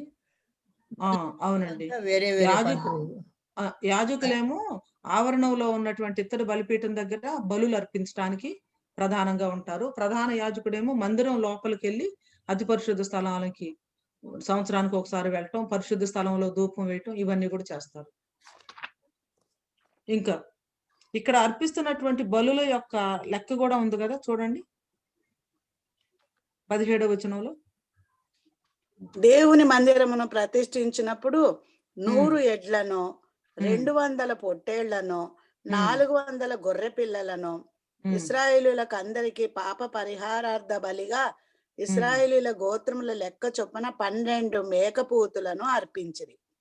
ఇన్ని యానిమల్స్ అర్పించాలంటే ఎంతమంది కావాలండి జనాలు? అంతా లేవీయులే ఉండాలి కదండి. అంతా లేవీలే ఉండాలి. లేవీల్లో కూడా మరి యాజకులే ఉండాలి. కాబట్టి బయట ఆవరణంలో ఇత్తడి బలిపీఠం దగ్గర ఈ పాప పరిహారార్థ బలులన్నీ అర్పించబడతా ఉన్నాయి. అక్కడ చాలా పెద్ద సమూహం ఉన్నారు. ఆ తర్వాత యాజకులు ఉన్నారు. తర్వాత లేవీయులు ప్రధానంగా ఏం చేసేవారో తెలుసా? లేవీయుల్లోనే యాజకులు ఇంకొక ఇది. లేవీయులు ఏం చేసేవారు? వరుసల చొప్పున లేవీయులను నిర్ణయించిరి అని ఉంది. లేవీయులు ఉన్నారు, వాద్యాలు పాయించే వాళ్ళు ఉన్నారు, పూజలు చేసే వాళ్ళు ఉన్నారు, మందిరాన్ని అదేంటి అవన్నీ కడగడము, అవన్నీ పరిశుద్ధ చేయడం, అవన్నీ వాళ్ళు ఉన్నారు. అన్ని రకరకాల మనుషులు ఉన్నారు అందులో. లేవీయులు ముఖ్యంగా దేవుడి యొక్క మందిరం పనుల కోసమే కదా వాళ్ళు. మిగతా వాటికి దేనికి వాళ్ళని దేవుడు నియమించలేదు. వాళ్ళు కేవలం దేవుని పనులు చేయడానికే వాళ్ళు నియమించబడ్డ వాళ్ళు. ధూపం కూడా వేస్తారు కదక్క. లేవీలు వేస్తారు, అంటే యాజకులు వేస్తారు. లేవి వంశము, లేవి సంతానం, లేవి ఇదిలో కూడా అహరోను నుంచి వచ్చినటువంటి వారికి యాజకత్వం ఉంది. అంటే యాజకులందరూ లేవీలే గాని లేవీలందరూ యాజకులు కాదు. యాజకులు ప్రతి ఒక్క యాజకుడు లేవి గోత్రానికి చెందినవాడే, కానీ ప్రతి ఒక్క లేవీయుడు యాజకుడుగా ఉండడు. అహరోను గోత్రంలో నుంచి వచ్చినటువంటి వాళ్ళే యాజక వంశం అన్నమాట. అయితే మిగిలినటువంటి వాళ్ళ పని ఏంటి? లేవీల పని ఏంటి? వర్షిప్ చేయడం. వర్షిప్ చేయటం. Very good. వర్షిప్ చేయటం అంటే ఏ విధంగా? పాటలు మెయిన్ క్వైర్ అండి వీళ్ళు. క్వైర్, వాద్యాలు మృదంగాలు, వాయించటం. మంచి చెప్పండి. instruments తో చేస్తారు. ఇన్స్ట్రుమెంట్స్ తో దేవుని స్తుతించటం, ఆరాధించటం, తర్వాత పాటలు రాయటం, పాటలు పాడటం. వాళ్ళకి ఈ ప్రత్యేకమైనటువంటి నియామక కాలాల్లో దాన్ని ఏమంటారంటే షోఫార్ అంటారు. ఇది మరి మేక కొమ్ముతో చేసినటువంటి ఇదన్నమాట. దాన్ని వాయించటం, బూరలు వాయించటం. సో ఇదంతా కూడా లేవీలు వాళ్ళ స్థానాల్లో నిలవబడి పాటలు పాడుతూ ఉన్నారు, దేవుని స్తుతిస్తూ ఉన్నారు. యాజకులు చాలా బిజీగా మరి ప్రజలు తీసుకొని వస్తా ఉంటే ఈ యొక్క యానిమల్స్ ని వధించి రక్తాన్ని ఆ బలిపీఠం మీద ప్రోక్షిస్తూ ఉన్నారు. యాజకుల పని యాజకులు చేస్తున్నారు, లేవీల పని లేవీలు చేస్తున్నారు, అధికారుల పని అధికారులు చేస్తున్నారు. ప్రజలు ఈ యొక్క దీనిలో అందరూ కూడా పార్టిసిపేట్ చేస్తా ఉన్నారు. సో చాలా అద్భుతమైనటువంటి మరి ఆరాధన జరుగుతుంది. ఆరాధన టైంలో ఒక పాట అంటే ఆరాధనప్పుడు ఎప్పుడైనా కూడా పాట అనేది లేకుండా ఉండదు కదా. ఏం పాటలు పాడుంటారా అని చెప్పేసి నేను ఆలోచిస్తా వచ్చాను అనమాట. ఈ మందిర ప్రతిష్ఠ కార్యక్రమానికి 126వ కీర్తనకి ఏమైనా సంబంధం ఉందా? ఒకవేళ ఉంటే అది ఏమై ఉండొచ్చు అని అనుకుంటున్నాను. ఈ కీర్తనలు చాలా మట్టుకు దావీదు రాశాడు కదండి. 126వ కీర్తన ఎవరు రాశారండి? ఎవరు రాశారు అనేది మనకు తెలియాలంటే కీర్తన ఒకసారి చూద్దామండి. మనం కీర్తన ఒకసారి చూద్దాం. యాత్ర కీర్తన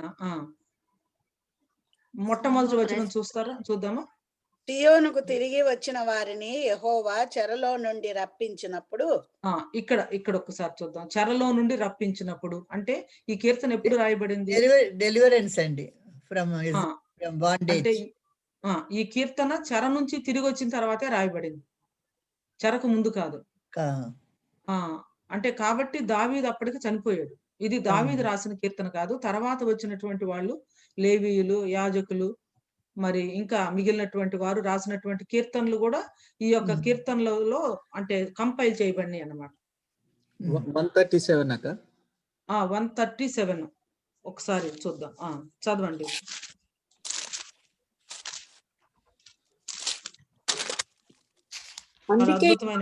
బబులోను నదుల యొద్ద కూర్చుండి ఉన్నప్పుడు మనము సియోనును జ్ఞాపకం చేసుకొని ఏడ్చుచుంటిమి.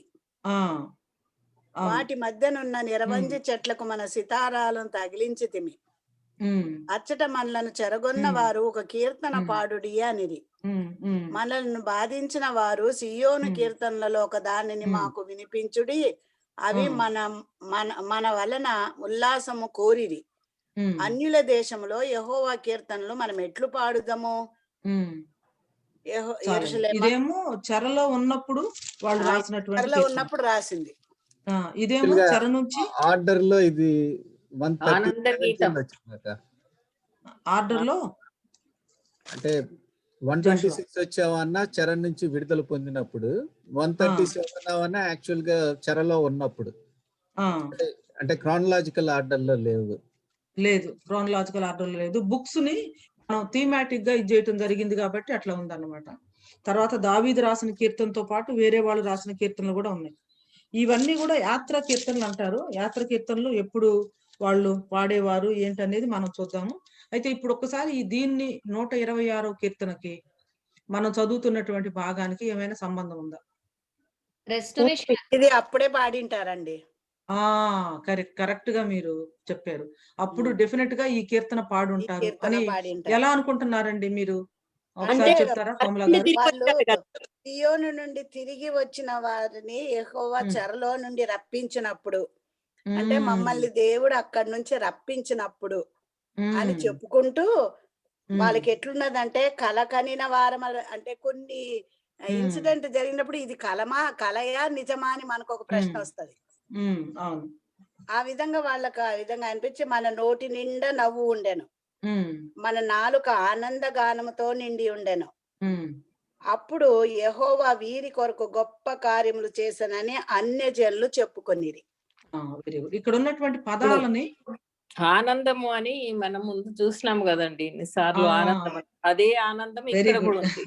కరెక్ట్ పాయింట్ కి వచ్చారు మీరు రోజులని గారు. చూడండి ఇక్కడ ఆనందగానం అనే మాట ఎన్నిసార్లు ఉందో చూడండి. ఆనందగానంతో నిండి ఉండేను, సంతోషభరితులం అయితిమి, చెరపట్టబడిన మావారు. అంటే ఈ భాగంలో హైలైట్ చేసిన పదాలన్నీ కూడా ఇక్కడ కనిపిస్తా ఉన్నాయి కదా. అవునండి.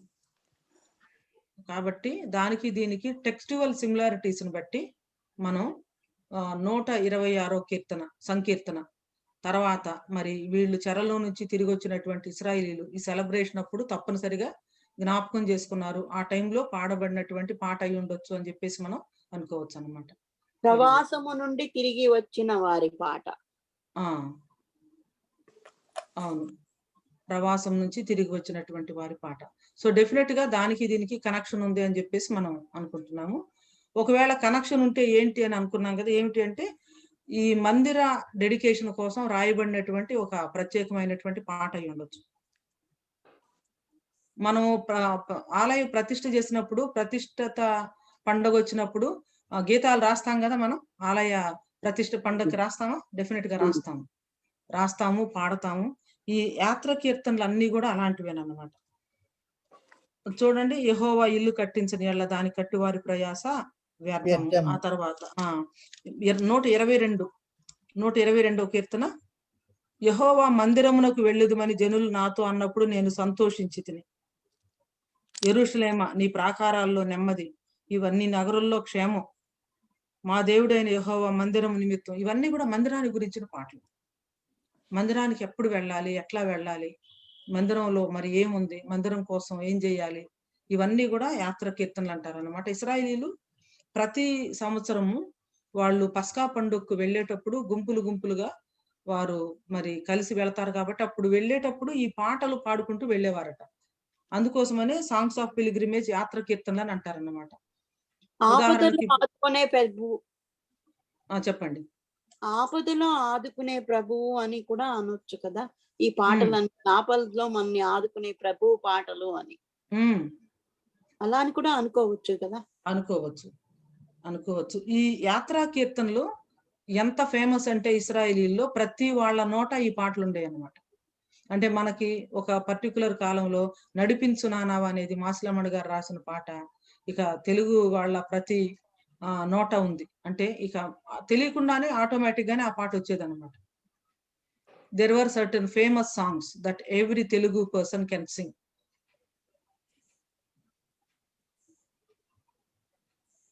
సో అలాగూ యాత్ర కీర్తనలు అనేవి చాలా ఫేమస్. ఇశ్రాయేలీలు అందరూ వీటిని ఇచ్చేసేవారు. ఇప్పుడు బ్యాక్గ్రౌండ్ గా వీళ్ళు పాడుతున్నటువంటి ఒక పాటని మనం కొంచెం అనలైజ్ చేద్దాము. ఈ 126వ కీర్తనలో ఉన్నటువంటి పాటని మనం అనలైజ్ చేసి ఇక్కడ ఉన్నటువంటి ఈ యొక్క స్పిరిట్ అంటే ఆ సంతోషం, సెలబ్రేషన్, ఈ సెలబ్రేషన్ లో ఈ మందిర ప్రతిష్టలో ఈ పాట ఏ విధమైనటువంటి అనుభవాన్ని, ఏ విధమైనటువంటి జ్ఞాపకాలని తీసుకొస్తుంది, ఏ విధమైనటువంటి ఫ్యూచర్ కోసం వాళ్ళని ప్రిపేర్ చేస్తుంది. ఇప్పుడు పాట మనం మొదలు పెట్టినప్పుడు పాడుతూ ఉంటే మనకి పాస్ట్ జ్ఞాపకాలు చాలా మెదులుతూ ఉంటాయి. ప్రజెంట్ మనం ఉన్నటువంటి పరిస్థితి కూడా మనకి తెలుస్తూ ఉంటది. అంతేకాదు ఫ్యూచర్ కోసం మనం ఎదురు కూడా చూస్తూ ఉంటాం అన్నమాట. ఇవన్నీ కూడా ఉంటాయి మనకి పాటలో. పాస్ట్ ఉంటది, ప్రజెంట్ ఉంటది, ఫ్యూచర్ ఉంటది. దీన్ని మనం కొంచెం అనలైజ్ చేసిన తర్వాత ప్రజెంట్ ఒక గ్లేరింగ్ అంటే మిస్సింగ్ థింగ్ అన్నమాట నేను చూస్తా ఉన్నాను. దాని గురించి కూడా మనం మాట్లాడదాం. ఇప్పుడు 126 ఈ కీర్తనలో మరి ఈ మాటల్ని మనం చూసి దీనిలో ఉన్నటువంటి పాస్ట్ ఏంటి, ప్రజెంట్ ఏంటి, ఫ్యూచర్ ఏంటి ఒకసారి మనం చూద్దాం. పాస్ట్ ఏం కనిపిస్తుంది, ఇశ్రాయేలీల యొక్క పాస్ట్ ఏం కనిపిస్తుంది ఇక్కడ మనకి? వాళ్ళు చెరలో ఉండడం అండి. వాళ్ళ యొక్క పాస్ట్ ని జ్ఞాపకం చేసుకుంటున్నారు చెర. తర్వాత I feel like jumping ahead here. Very good. Yeah, they feel like jumping. 120 now, jumping ahead. 126 verses 5 and 6 is all about evangelism. And they that sow in tears shall reap in joy. He that goeth forth and weepeth bringing precious seed, shall doubtlessly come again with rejoicing, bringing in the sheaves with him. It's all missions and if you application point of view చూస్తే that is applies to the missions and evangelism. And also, yes, after they came out of the wilderness captivity, they were grateful and thankful and not rejoicing and building the temple. They're doing everything, to glorify the Lord. In the same way, when we are delivered, that we should see, that mission minded and evangelism, do whatever we can, build the church and do the evangelism and all that. Very good.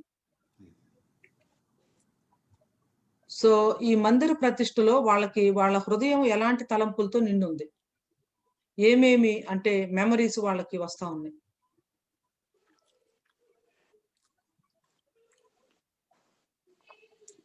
పడిన బాధలండి, వాళ్ళు పడిన బాధలు, పడిన బాధలు. వారు అన్యజనుల మధ్య అన్య దేవతల్ని పూజించుంటారండి. పాపం కదా అది. ఇప్పుడు వాళ్ళకి గుర్తొచ్చి విచారంగా ఉంటారు దానికోసం. From all that. ఇంకా ఒక కళలాగా ఉండింది వాళ్ళకి. ఒక కళలాగా ఉంది.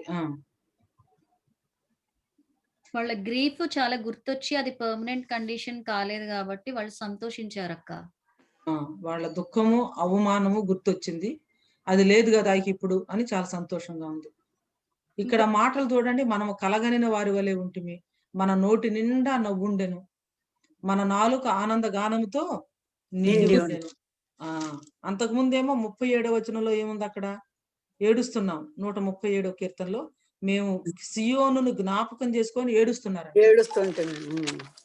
ఇక్కడేమయ్యింది? సియోనుకు తిరిగి వచ్చారు.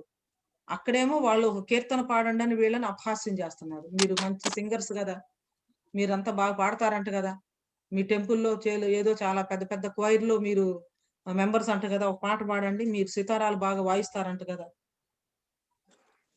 మమ్మల్ని కొంచెం షేర్ చేయండి అని చెప్పేసి అడుగుతా ఉంటే, నోను అన్యుల దేశంలో మేము అసలు యెహోవా గీతాలు మేము ఎట్లా పాడతాము? అన్యుల దేశంలో మేము ఏ విధంగా యెహోవా కీర్తనలో మేము పాడతాము అని చెప్పేసి సితారాలు ఏం చేశారు? తగిలిచ్చారు. అక్కడ వాళ్ళని బాధించే వాళ్ళు వీళ్ళంతా ఉన్నారు. ఇక్కడేముంది? అవన్నీ లేవు.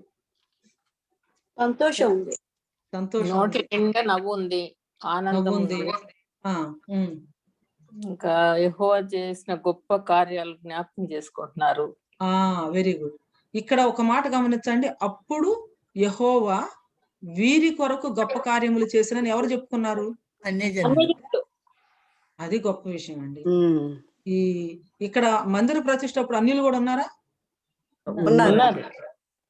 అన్యులు ఉన్నారు, అధికారులు ఉన్నారు, ఆటంకాలు కలిగించిన వాళ్ళు ఉన్నారు, పని ఆపేసిన వాళ్ళు ఉన్నారు, మళ్ళీ వాళ్లే వచ్చి పనినంతా బాగా పూర్తి చేయించినటువంటి వాళ్ళు ఉన్నారు. వాళ్ళందరూ ఏమంటున్నారంటే, అవును వీళ్ళ దేవుడు వీళ్ళ కోసం గొప్ప కార్యాలు చేశారని వాళ్ళే అంటున్నారు.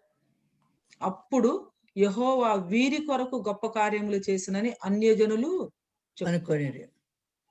అది ఇంకా వీళ్ళకి ఆనందంగా ఉంది. అన్యులు వచ్చేసేసేసి మీ దేవుడు మీకు గొప్ప కార్యాలు చేశారంటే ఎవరు సంతోషించరు చెప్పండి? అంతకుముందు మీ దేవుడు ఏడి అని చెప్పేసి అన్యులు ప్రశ్నించినప్పుడు ఇప్పుడు వారే వచ్చి మీ దేవుడు మీకోసం గొప్ప కార్యాలు చేశారని చెప్పుకుంటా ఉంటే చాలా ఆనందంగా ఉంది. అప్పుడు వీళ్ళేమంటున్నారు? అవును నిజమే, యెహోవా మన కొరకు గొప్ప కార్యములు చేసి ఉన్నాడు అని వీళ్ళు చెప్తున్నారు. వాళ్ళు వచ్చి అంటున్నారు మీ దేవుడు మీకోసం గొప్ప కార్యాలు చేశారని. ఇప్పుడు వీళ్ళు అంటున్నారు అవును మా దేవుడు మన కోసం, మన దేవుడు మన కోసం గొప్ప కార్యాలు చేశారని చెప్పేసి వాళ్ళు సంతోషభరితులవుతున్నారు. అయితే ఈ సంతోషంలో వాళ్ళు ఇంకొక విషయాన్ని కూడా జ్ఞాపకం చేసుకుంటున్నారు. ఎవరిని జ్ఞాపకం చేసుకుంటున్నారు? అక్కడ ఉండి మిగిలిపోయిన వారిని. Very good. కొంతమంది చెరలోనే ఉన్నారు, ఇంకా రాలేదు వాళ్ళు. తర్వాత సెకండ్ వస్తుంది అన్నమాట. సెకండ్ వేవ్ అంటే corona wave, second wave, third wave కాదు. ఇక్కడ చెరలో నుంచి రెండోసారి వచ్చిన వాళ్ళు, మూడోసారి వచ్చిన వాళ్ళు, మనం చూడబోతున్నాం. అయితే 50,000 మంది వచ్చారు మొట్టమొదట. ఇంకా చాలా మంది అక్కడే ఉన్నారు. వాళ్ళని జ్ఞాపకం చేసుకుంటున్నారు వీళ్ళు. ఏమని ప్రార్థన చేస్తున్నారు? పట్టబడిన ఆ వారిని రప్పించు. అంటే ఏమని ప్రార్థన చేస్తున్నారండి సుగుణ గారు? మన చరణ ఇక్కడ ఉన్న ఇశ్రాయేలీయులందరూ అన్యజనులు అందరూ కలిసి ఇంకా ఉన్న వాళ్ళని కూడా రప్పించమని చెప్పి దేవుడికి ప్రార్థన. Very good. మేమైతే సంతోషంగా మందిరంలో ఉన్నాం, కానీ వెలుపల చాలా మంది ఉన్నారు కదా, దేవా వాళ్ళను కూడా తీసుకురండి అని ప్రార్థన చేస్తున్నాం. చాలా సార్లు మన వరకు మనం సంతోషంగా ఉన్నాం, దేవుని తెలుసుకున్నాం అన్నటువంటి ఒక ఇది ఉంటది, కానీ బయట చాలా మంది ఉన్నారే, మరి వాళ్ళ గురించి ఎప్పుడన్నా ఇట్లా ప్రార్థన చేసాం? ఇక్కడ దీనికి ఇంతకుముందు మరి సుధాకర్ గారు చెప్పినట్లు ఇక్కడ నుంచి 5th 6th లో కనుక చూస్తే యూనివర్సల్ అప్లికేషన్ ఉన్నటువంటి ఒక గొప్ప ప్యాసేజ్ లోకి వెళ్తున్నాం మనం.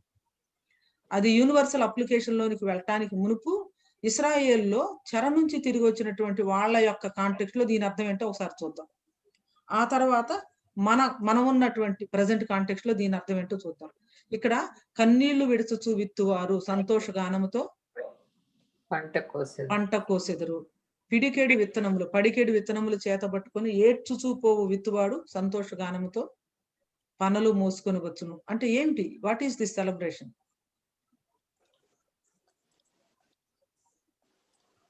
God is able to bring, అంటే ట్రాజడీలో నుంచి కూడా మంచి తేగలరు దేవుడు. ట్రాజడీలో నుంచి కూడా దేవుడు ఒక అద్భుతమైనటువంటి విషయాన్ని తీసుకుని వస్తారు అనేది తెలుసు. Everything is from God.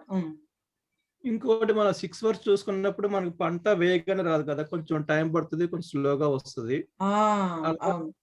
మిగిలిపోయిన వారిని కూడా దేవుడు వెంటనే తీసుకురాబోయినా he will bring them back slowly. Yes, very good. Yeah, పంట చేతికి రావాలంటే టైం పడుతుంది. మనం మాత్రం విత్తనాలు విత్తుతూ ఉండాలి. అయితే ఈ విత్తనాలు మొలకెత్తాలంటే ఏం జరగాలి? నీళ్లు పోయాలి. ఇక్కడ ఈ సువార్త విత్తనాలు మొలకెత్తాలంటే ఏం కావాలి?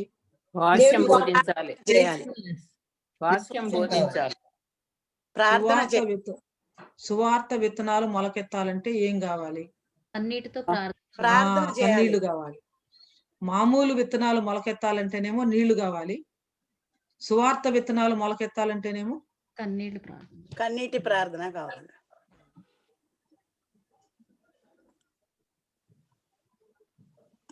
కన్నీటి ప్రార్థన అనేది కంటెంపరీ క్రైస్తవ్యంలో చాలా కొరవైపోతుందేమో అనిపిస్తుంది నాకు.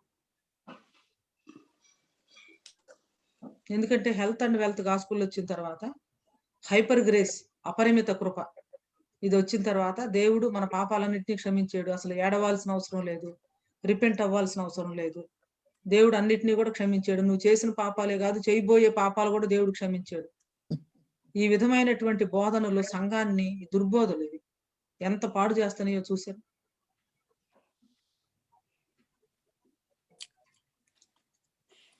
ఇక్కడ చెరపట్టబడిన దక్షిణ దేశంలో ప్రవాహములు పారునట్లుగా, ఇజ్రాయెల్ టోపోగ్రఫీ చూసినటువంటి వాళ్ళకి అర్థం అవుతుంది. ఇవి చిన్న చిన్న వాడీస్ ఉంటాయి అన్నమాట. సడన్ గా కొద్ది చిన్న వర్షానికి కూడా అవి చాలా నిండుగా పొర్లి పారుతా. సో అక్కడ ఉన్నటువంటి ఆ క్లైమేట్, తర్వాత వాళ్ళ జాగ్రఫికల్, వాళ్ళ కళ్ళ ఎదురు కనిపించే ఈ ప్రవాహాలు, వీటన్నిటిని చూసి ప్రభువా అలాంటివి మాకు కావాలి, అలాంటి టారెన్షియల్ రెయిన్స్ నీ యొక్క దర్శనం మాకు కావాలి. ఇవి వాళ్ళు ప్రార్థన చేస్తున్నారు. చెరలో మిగిలినటువంటి వాళ్ళు మళ్ళా తిరిగి రావాలంటే నువ్వు ఒక కార్యం చేయాలి అని చెప్తూ, వారికి మాత్రమే కాదు కానీ యూనివర్సల్ అప్లికేషన్ ఉన్నటువంటి మరొక విషయాన్ని తీసుకుని వస్తూ, కన్నీళ్లు విడుచుచు విత్తువాడు సంతోషగానంతో పంట కోసెదరు, పిడికెడి విత్తనములు చేతబట్టుకుని ఏడ్చుచూ పోవు విత్తువాడు సంతోషగానంతో పనులు కోసుకొని వచ్చును. ఇక్కడ చూడండి, పాస్ట్ తో మొదలైంది. సియోనుకు తిరిగి వచ్చిన వారిని యెహోవా చెరలో నుండి రప్పించినప్పుడు వాళ్ళ పాస్ట్ ని జ్ఞాపకం చేసుకుంటున్నారు. మేము కలగన్న వాళ్ళలాగా ఉన్నాం, ఆనందం, సంతోషం, గొప్ప కార్యాలు. ఇది అయిపోయిన తర్వాత అవును గొప్ప కార్యాలు చేశారు అని దేవా మా వారిని రప్పించు ప్రజెంట్ ని జ్ఞాపకం చేసుకొని ఇంకా మరి ప్రార్థన చేస్తా ఉన్నారు. ఫ్యూచర్ ని కూడా చూస్తా ఉన్నారు. బహుశా ఈ ప్రార్థనలో నువ్వు నేను మనందరం కూడా ఉండుంటామే అనుకుంటున్నాను. కన్నీళ్లు విడుచుచు విత్తువారు సంతోషగానంతో పనులు కోసెదరు. It is referring to the future. పిడికెడు విత్తనములు చేతబట్టుకొని ఏడ్చుచూపోవు విత్తువాడు సంతోషగానంతో పనులు. ఒక విధంగా చెప్పాలంటే క్రిస్టియన్ మినిస్ట్రీ యొక్క ఎసెన్స్ అంతా ఇక్కడ ఉంది. వాక్యమే దేవుని వాక్యమే విత్తనం. యేసు ప్రభువు వారు అన్నారు కదా, విత్తువాని గురించిన బహుమాన భాగం. మొట్టమొదటి నెలలో ఏమైనా ఈ విత్తనాలు పక్షులు వచ్చి ఎత్తుకొని పోయినాయి. రెండో నెలలో రాతి నేల, అంటే నీరు లేదు, అక్కడ చెమ్మ లేదు, కన్నీళ్ళు ఎవరో విడవలేదు, అంతే. అక్కడ కూడా ఏదో కాస్త ఆసేపు విన్నట్లు విన్నారు, ఇంకా అంతే వెళ్ళిపోయారు. మూడో నెల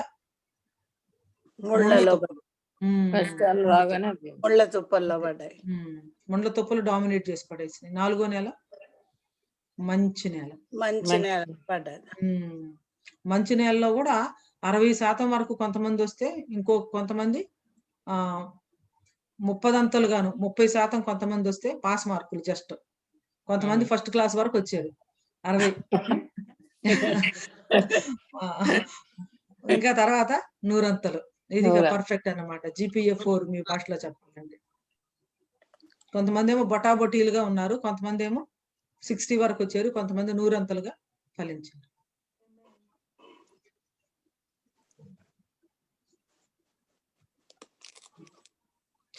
సో నేను అనుకుంటున్నాను ఈ సీజన్ లో మనం కార్చినంత కన్నీరు ఇంకా ఎప్పుడు ఈ సంవత్సరాల్లో కన్నీరు కార్చలేదేమో.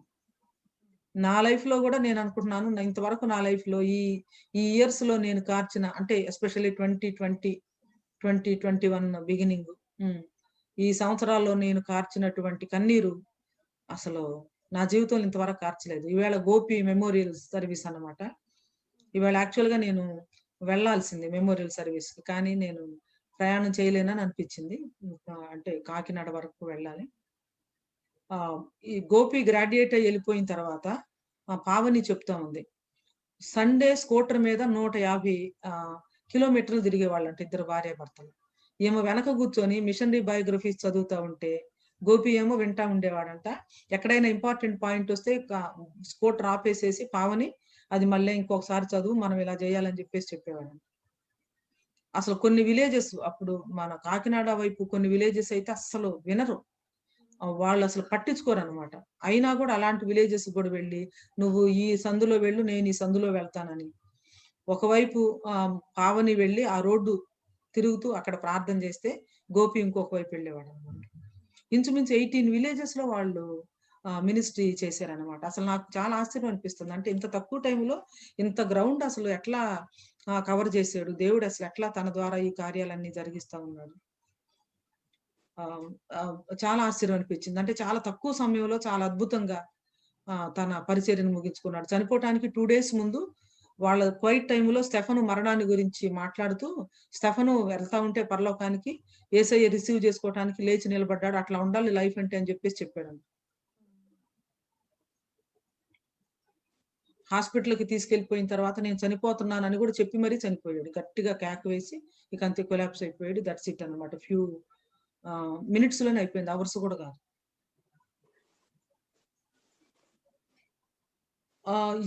ఈ సంవత్సరంలో మన ప్రియులు గాని, మనకి బాగా క్లోజ్ పీపుల్ గాని, మనకి నెలవైనటువంటి వారు గాని, మనతో ఉన్నటువంటి వారు గాని చాలా మంది సడన్ గా వెళ్ళిపోయారు. మనం చాలా మిస్ అవుతానే ఉన్నాం. ఇంకా మన అందరి జీవితాల్లో ఏదో ఒక రకమైనటువంటి శ్రమ కావచ్చు, నింద కావచ్చు, వేదన కావచ్చు, దుఃఖం కావచ్చు, లోటు కావచ్చు, బాధ కావచ్చు. ఒక విధంగా చెప్పాలంటే ఈ కరోనా కాలాన్ని కన్నీటిలో ఇదొక బాకాలో ఇలాగానే ఉంది చాలా వరకు. కానీ కన్నీళ్లు విడిచి చూపిత్తువారు. దీన్ని గనక ఈ కన్నీటిని వీటన్నిటిని కూడా మనం ప్రాపర్ గా డైరెక్ట్ చేసి దేవుని యొక్క కార్యాల కోసం మలుచుకోగలిగితే నేను అంటాను గొప్ప పంట, గొప్ప సంతోషం దేవుడు దీనిలో నుంచి తీసుకొని వస్తారు అని చెప్పేసి నేను భావిస్తా ఉన్నాను. కన్నీళ్లు విడుచుచు విత్తువారు సంతోష గానముతో పంట కోసెదరు. సంతోష గానముతో పంట కోసెదరు. డెఫినెట్ గా గ్రాడ్యుయేషన్ అంటున్నాను, సారీ, డెడికేషన్ అప్పుడు వారు పాడినటువంటి పాటల్లో ఈ పాట ఉండొచ్చు, ఉండటానికి అవకాశం ఉంది. బికాస్ పోస్ట్ ఎగ్జిలిక్ కమ్యూనిటీ రాసినటువంటి పాటల్లో ఒక పాట కాబట్టి. తర్వాత చెర నుంచి తిరిగి వచ్చినటువంటి యూదులు పస్కా పండుగను ఎందుకు జరిపారు, ఎలా జరిపారు? ప్రతిష్ఠిత పండుగ అయిపోయింది, పాటలు, తర్వాత అర్పణలు, ఆ తర్వాత ప్రతిష్ఠ, తర్వాత బలులు, ఎవరెవరు ఏమేమి అర్పించారు, అందరూ కలిసి ఏ రీతిగా చేశారు, ఇదంతా కూడా మనం చూసాం. పస్కా పండుగ అయిపోయిన తర్వాత మళ్ళా వెంటనే ప్రతిష్ఠిత పండుగ అయిపోయాక మళ్ళా వెంటనే ఇంకో పండుగ చేస్తున్నారు వాళ్ళు. ఏంటి ఆ పండుగ? పస్కా పండుగ. పస్కా పండుగలోనే భాగంగా పులియని రొట్టెల పండుగ కూడా వస్తుంది అనమాట. మూడోది అది పులియని రొట్టెల పండుగ. ఏమిటి? చెర నుంచి తిరిగి వచ్చినటువంటి యూదులు ఎందుకు జరుపుతున్నారు, ఎలా జరుపుతున్నారు?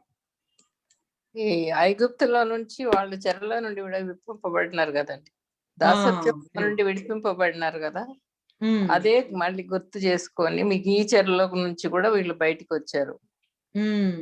బబిలోన్ చెరలో నుండి కూడా వాళ్ళు బయటికి వచ్చారు కాబట్టి అది దేవుడు ఇచ్చినటువంటి కట్టడ. ఈ జ్ఞాపకం తరతరాల వరకు జ్ఞాపకం ఉండాలని దేవుడు చేసిన కట్టడ కాబట్టి మరి వాళ్ళు మోషే ధర్మశాస్త్ర ప్రకారమే అన్ని ఆచరిస్తూ వస్తున్నారు కాబట్టి ఈ యొక్క పులియని రొట్టెల పండుగ కూడా ఆచరిస్తున్నారు. Very good. సో ఇక్కడ ఫోకస్ ఏంటంటే మోషే యొక్క గ్రంథమందు వ్రాసిన దానిని బట్టి, అది main. They are bringing back focus on the word of the lord. ప్రతిదీ కూడా మోషే యొక్క గ్రంథం, ధర్మశాస్త్రం. సో ధర్మశాస్త్రానికి చాలా ప్రాధాన్యత ఇస్తున్నారు. అసలు వాళ్ళ లైఫ్ ని ఈ టోరా మీదకి తీసుకొస్తున్నారు, టోరా సెంటర్డ్ లైఫ్ గా చేస్తున్నారు. తర్వాత ఎప్పుడు దీన్ని ఆచరించారు?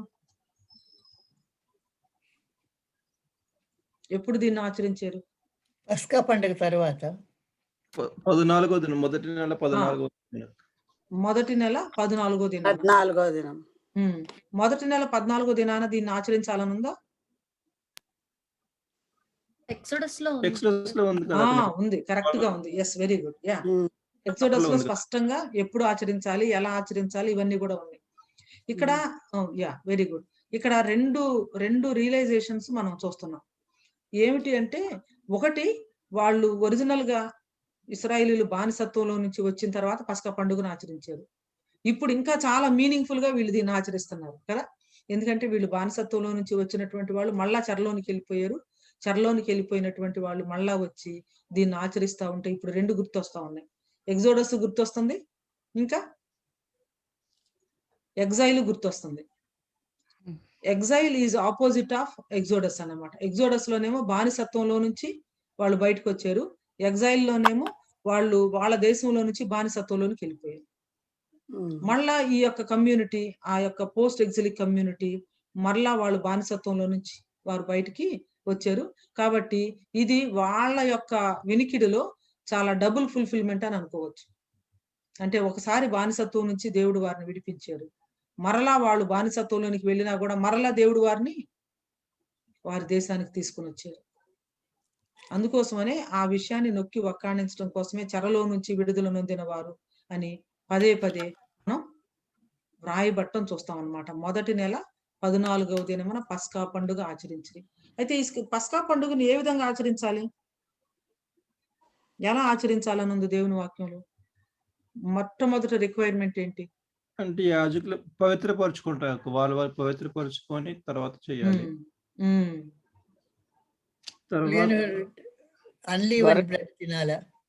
గొర్రె పిల్లని బలి ఇవ్వాలి. గొర్రె పిల్లని బలి ఇవ్వాలి. మనకి ద్వారబంధానికి రాయాలి.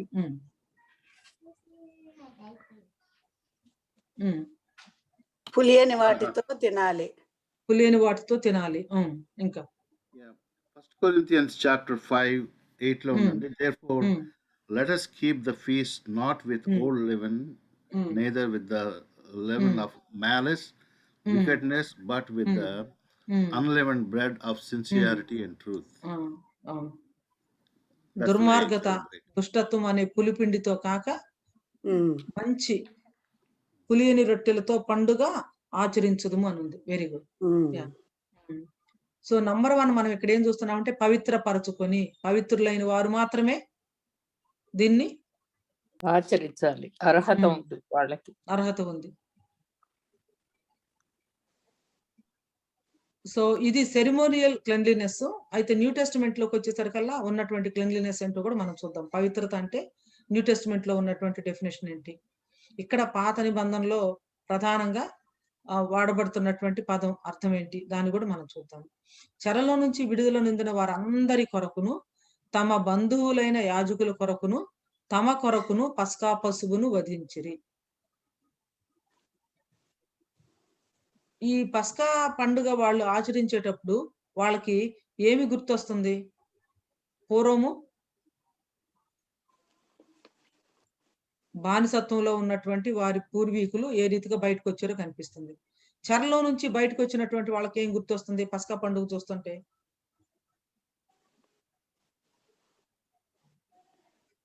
ఆ తర్వాత నూతన నిబంధనలో యేసుక్రీస్తు ప్రభు వారు ఉన్నప్పుడు కూడా పస్కా పశువును వధించి పస్కా పండుగ జరిగింది కదా. ఏటేటా వాళ్ళు పస్కా పండుగను ఆచరించే వాళ్ళు. వాళ్ళకి అప్పుడు ఏం గుర్తొస్తుంది?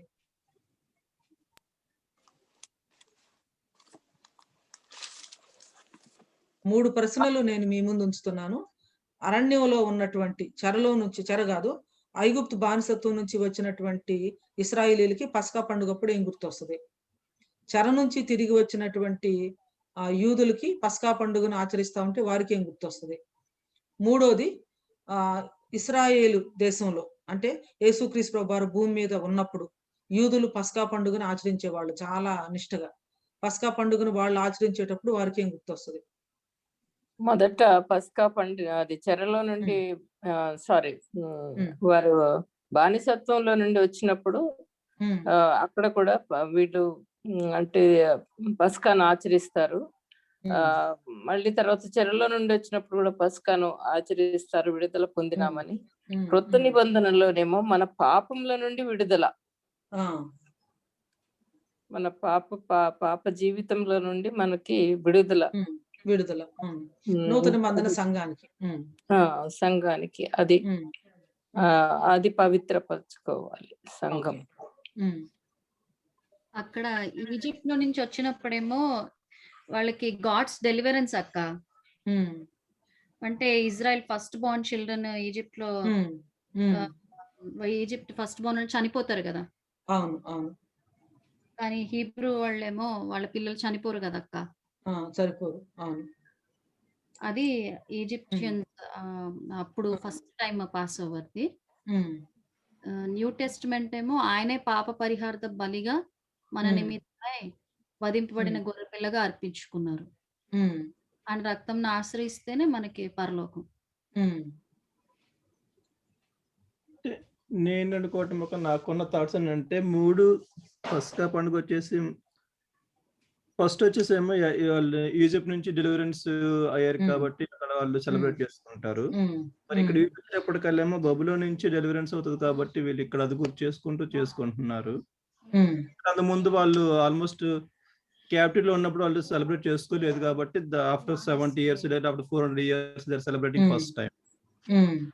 న్యూ టెస్ట్మెంట్ వచ్చేటప్పటికల్లా అప్పుడు మనకి బిఫోర్ 1 century అప్పుడు హనూక్ ఉంటుంది కదా, మందిరం వాళ్ళు కూడా రీస్టోర్ చేస్తారు 170 BC కూడా. దాని రిమెంబరెన్స్ వాళ్ళు కూడా అక్కడ పస్కా పండుగ చేసుకుంటూ వచ్చినట్టు చూస్తాం. పస్కా పండుగలో ఎక్కడైనా కూడా ప్రధానంగా గుర్తు చేసుకునేది ఐగుప్తులో జరిగిన విషయమే. ఐగుప్తులో పస్కా పండుగ ద్వారానే అసలు వాళ్ళు ఒక నేషన్ గా ఏర్పడ్డారు. అప్పటి వరకు వీళ్ళు ఎవరంటే స్లేవ్స్, మరి బానిసత్వంలో ఉన్నారు, మగ్గిపోయారు. ఎప్పుడైతే పస్కా పశువు వధించబడేంత వరకు వాళ్ళు అసలు ఐగుప్తులో నుంచి బయటకు రాలేకపోయారు. ఇక ఏ మార్గం లేదు, ఎందుకంటే బలమైనటువంటి మేజర్ పవర్ అక్కడ అధికారంలో ఉంది. ఇక ఏ విధం ద్వారా కూడా వాళ్ళకి అసలు డెలివరెన్స్ అనేది లేదు. పస్కా పశువు వధించబడేంత వరకు వాళ్ళు అసలు అక్కడి నుంచి కదలటానికి లేదు. పస్కా పశువు ఒకసారి వధించబడిన తర్వాత వాళ్ళు అక్కడ అసలు ఉండటానికి కూడా లేదు, తరిమేశారు వెళ్ళండి. ఆ రోజున ఏం జరిగింది ఐగుప్తులో అంటే ప్రతి ఇంటిలో పస్కా పశువు అన్నా వధించబడింది. పస్కా పశువు చనిపోకపోతే ఇంట్లో కుమారుడు అన్న చనిపోయాడు. There was either a dead animal or a dead son. మరణ మృదంగం, భయంకరమైనటువంటి మరణం మరి ఐగుప్తు దేశం మొత్తాన్ని ఇచ్చేస్తే వీళ్ళంతా లైఫ్ తో సజీవంగా బయటకు వచ్చారు. ఎందుకంటే పస్కా పశువు వాళ్ళ కోసం వధించబడింది కాబట్టి. ఎప్పుడు వారు జ్ఞాపకం చేసుకున్నా అదే జ్ఞాపకం చేసుకుంటారు. హాస్టల్ని జ్ఞాపకం చేసుకొని పస్కా పశువు ఈ రీతిగా వధించబడటం వల్ల మనకి గొప్ప డెలివరెన్స్ వచ్చింది, అది జ్ఞాపకం చేసుకుంటారు. అయితే పస్కా పశువు వధించబడినప్పుడల్లా వాళ్ళకి తెలియని విషయం ఏంటంటే it is pointing to something else that is going to come in the human history. అది మనం న్యూ టెస్టిమెంట్ లో చూస్తాం అన్నమాట.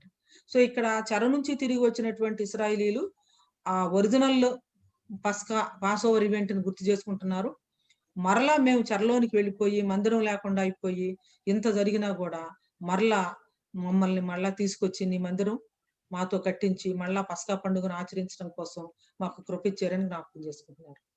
న్యూ టెస్టిమెంట్ లో కూడా యేసుక్రీస్తు ప్రభు వారు పస్కా పండుగను ఆచరించడం కోసం విధిగా చాలా టెన్షన్గా ఆయన ప్రతి ఏటా కూడా పస్కా పండుగను ఆచరించడం కోసం తన కుటుంబంతో వెళ్ళేవారు అని చెప్పేసి మనము చూస్తాం అన్నమాట. ఓకే, ఒకసారి హెబ్రీయుల నెలలు వాళ్ళ యొక్క పండగలు కూడా ఒకసారి మనం చూద్దాం. ఎందుకంటే వీటిలో నుంచి చాలా అర్థం ఉంది. మనము 4 పండుగలు చూస్తున్నాం ఈ యొక్క ఎజ్రా గ్రంథంలో. మందిరానికి పునాది వేసినప్పుడేమో పునాది వేయటానికి ముందు వాళ్ళు పర్ణశాలల పండుగ చేశారండి. అక్కడ పర్ణశాలల పండుగ చూసాము. తర్వాత ఇక్కడ పస్కా పండుగను చూస్తున్నాము, పులిన రొట్టెల పండుగ కూడా చూస్తున్నాం. కాబట్టి ప్రధానమైనటువంటి పండుగలు మనకి ఇక్కడ ఎజ్రా గ్రంథంలో ఉన్నాయి. కాబట్టి కొంచెం ఈ పండుగల విషయం ఏంటో కూడా ఒకసారి మనం చూద్దాం. స్ప్రింగ్ లో వాళ్ళు చేసే 3 ఫెస్టివల్స్ ఏంటంటే నీసాను మాసంలోనే వస్తాయి. పస్కా పండుగ, పులిని రొట్టెల పండుగ, ప్రథమ ఫలాల పండుగ. ఆ తర్వాత 3వ మాసమైనటువంటి సివానులో పెంతెకోస్తు పండుగను ఆచరిస్తారు.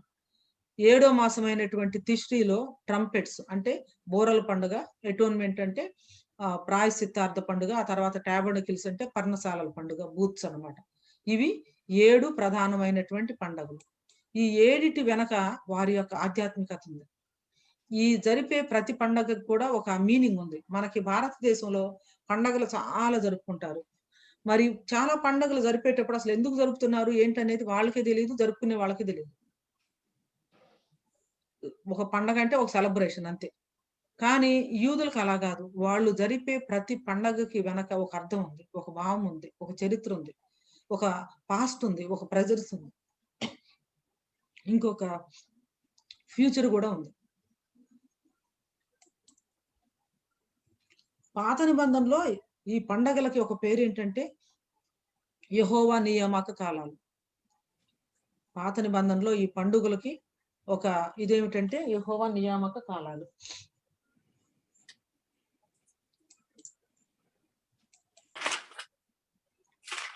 ఒకసారి ఈ జూయిష్ ఫెస్టివల్స్ ఈ నెలలు ఒకసారి చూస్తారా?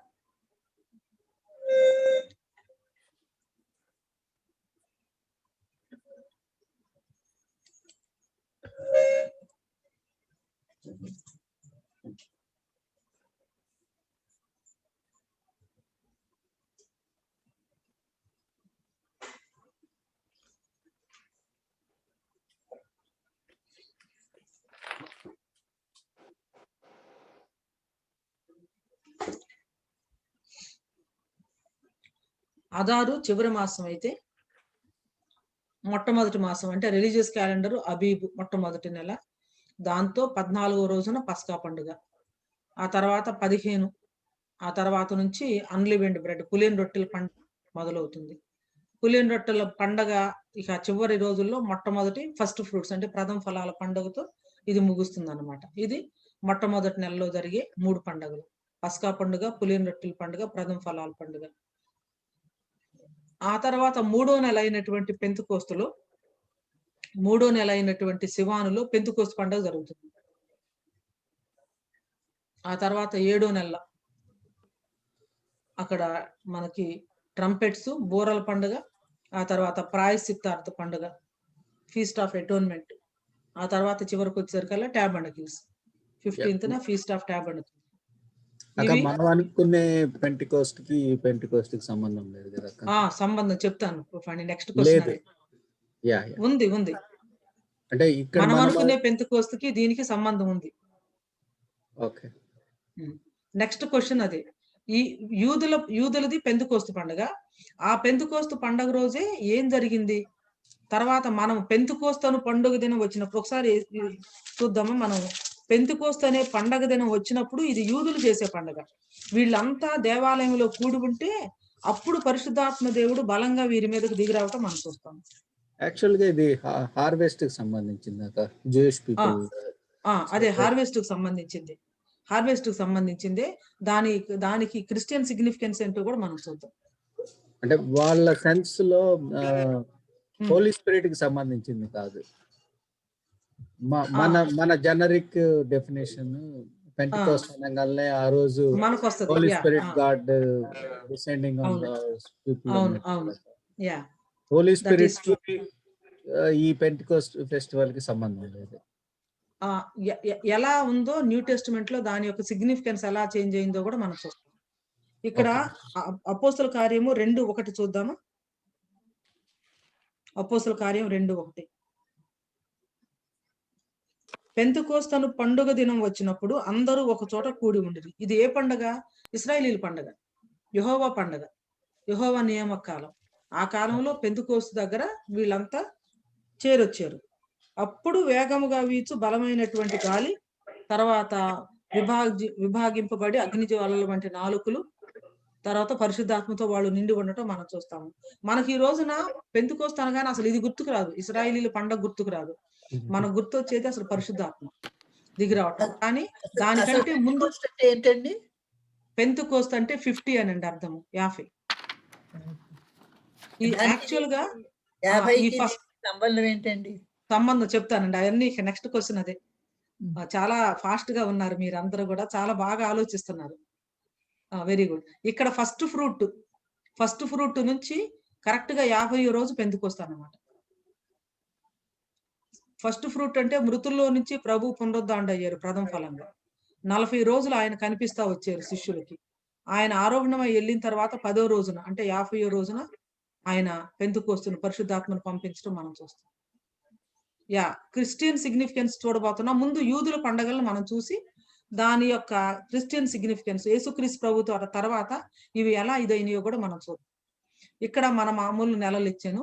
మామూలు నెలల్లో ఆదారు నెల అంటే ఫిబ్రవరి మార్చి కలిపినట్టు అన్నమాట. ఫిబ్రవరి సగం నుంచి మార్చి సగం వరకు జూయిష్ క్యాలెండర్ ప్రకారం ఆదారు నెల. తర్వాత అవీబ్ అంటే మొట్టమొదటి నెల మార్చి నుంచి ఏప్రిల్ మధ్యలో. ఇప్పుడు మనం ఉన్నటువంటి ఇదన్నమాట. ఈ సీజన్ లోనే మనం పాస్ ఓవర్, యూజువల్ గా pass over, Easter, good Friday ఇవన్నీ కూడా ఇంచుమించు ఒకే ఇదిలో అవుతాయి. ఎందుకంటే మనము జూయిష్ క్యాలెండర్ అంటే ల్యూనార్ క్యాలెండర్ ప్రకారం మనం సెలబ్రేట్ చేసి ఈస్టర్, గుడ్ ఫ్రైడే డేట్ ని మనం నిర్ణయిస్తాం కాబట్టి. ఓకే, ముందు యూదుల పండుగలు చూద్దాము. యూదుల పండుగలు కరెక్ట్ గా అర్థం చేసుకున్న తర్వాత అప్పుడు వాటి యొక్క క్రైస్తవ సిగ్నిఫికెన్స్ ఏంటో మనం చూద్దాం. పాత నిబంధనలో ఇశ్రాయేలీల పండుగలు 7 అని చెప్పి మనం చూసాం కదా. ఈ 7 యూదుల పండుగలు అంటాం కంటే కూడా యెహోవా పండుగలు అంటే బాగుంటదేమో. ఎందుకంటే యెహోవా నియమించినటువంటి కాలాలు. యెహోవా ఏమంటాడంటే, ఇవి ఈ కాలముల యందు మీరు పరిశుద్ధ సంఘముగా కూడవలెను. నా నియామక కాలములు ఇవి, నా నియామక కాలములు. యెహోవా మోషేకు ఇలాగ సెలవిచ్చును. వీళ్ళు ఎంత విధిగా ఈ పండుగలు ఆచరించడానికి కూడా కారణం ఏంటంటే మోషే ధర్మశాస్త్రంలో ఉంది కాబట్టి, మోషే చెప్పాడు కాబట్టి. అంతేకాకుండా పండగలు చేయాలని కూడా ప్రభువే చెప్పారు. చూడండి యెషయాలో 29 ఏముందంటే, సంవత్సరం వెంబడి సంవత్సరం గడవనీయుడి, పండుగలను క్రమముగా జరగనీయుడి. చాలా మంది పండగలు చేసుకోకూడదు, అసలు అది కాదు ఇది కాదు అని చాలా మాట్లాడతారు. నేను వాళ్ళకి ఇచ్చే ఆన్సర్ ఏంటంటే, ప్రభువే చెప్పాడు పండగలు జరగనీయమని. కాబట్టి మీనింగ్ఫుల్ గా పండగలు చేసుకోవటం చాలా ఇంపార్టెంట్. ఈ పాత నిబంధనలో ఈ పండగలు దేవునితో వాళ్ళ సంబంధం గాని, దేవుని వారితో చేసిన నిబంధన గాని, వాళ్ళ యొక్క చరిత్రను గాని వీటన్నిటిని కూడా చూపిస్తా ఉన్నాయి అన్నమాట. ఇవి యెహోవా పండగలు. ఇవి పాస్ట్ ని చూపిస్తున్నాయి, భవిష్యత్తును చూపిస్తున్నాయి. తర్వాత అసలు అల్టిమేట్ ఫ్యూచర్ ని చూపిస్తూ ఒక ప్రవచనాత్మకమైనటువంటి పండగలను కూడా అనుకోవచ్చు అన్నమాట. ఓకే,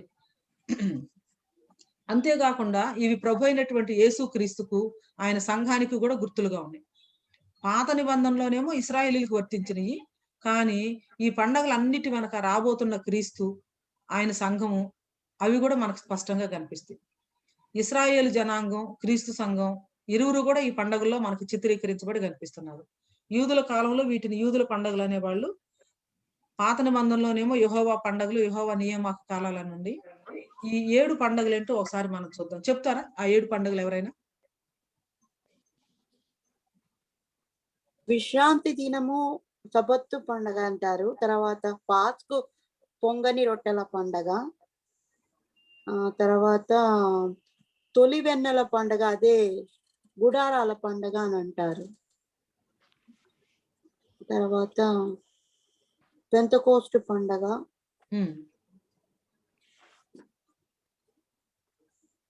బూరల పండగ, ఇంకోటి గుడారాలు లేక పర్ణశాలల పండగ. గుడారాలు పర్ణశాలల పండుగ.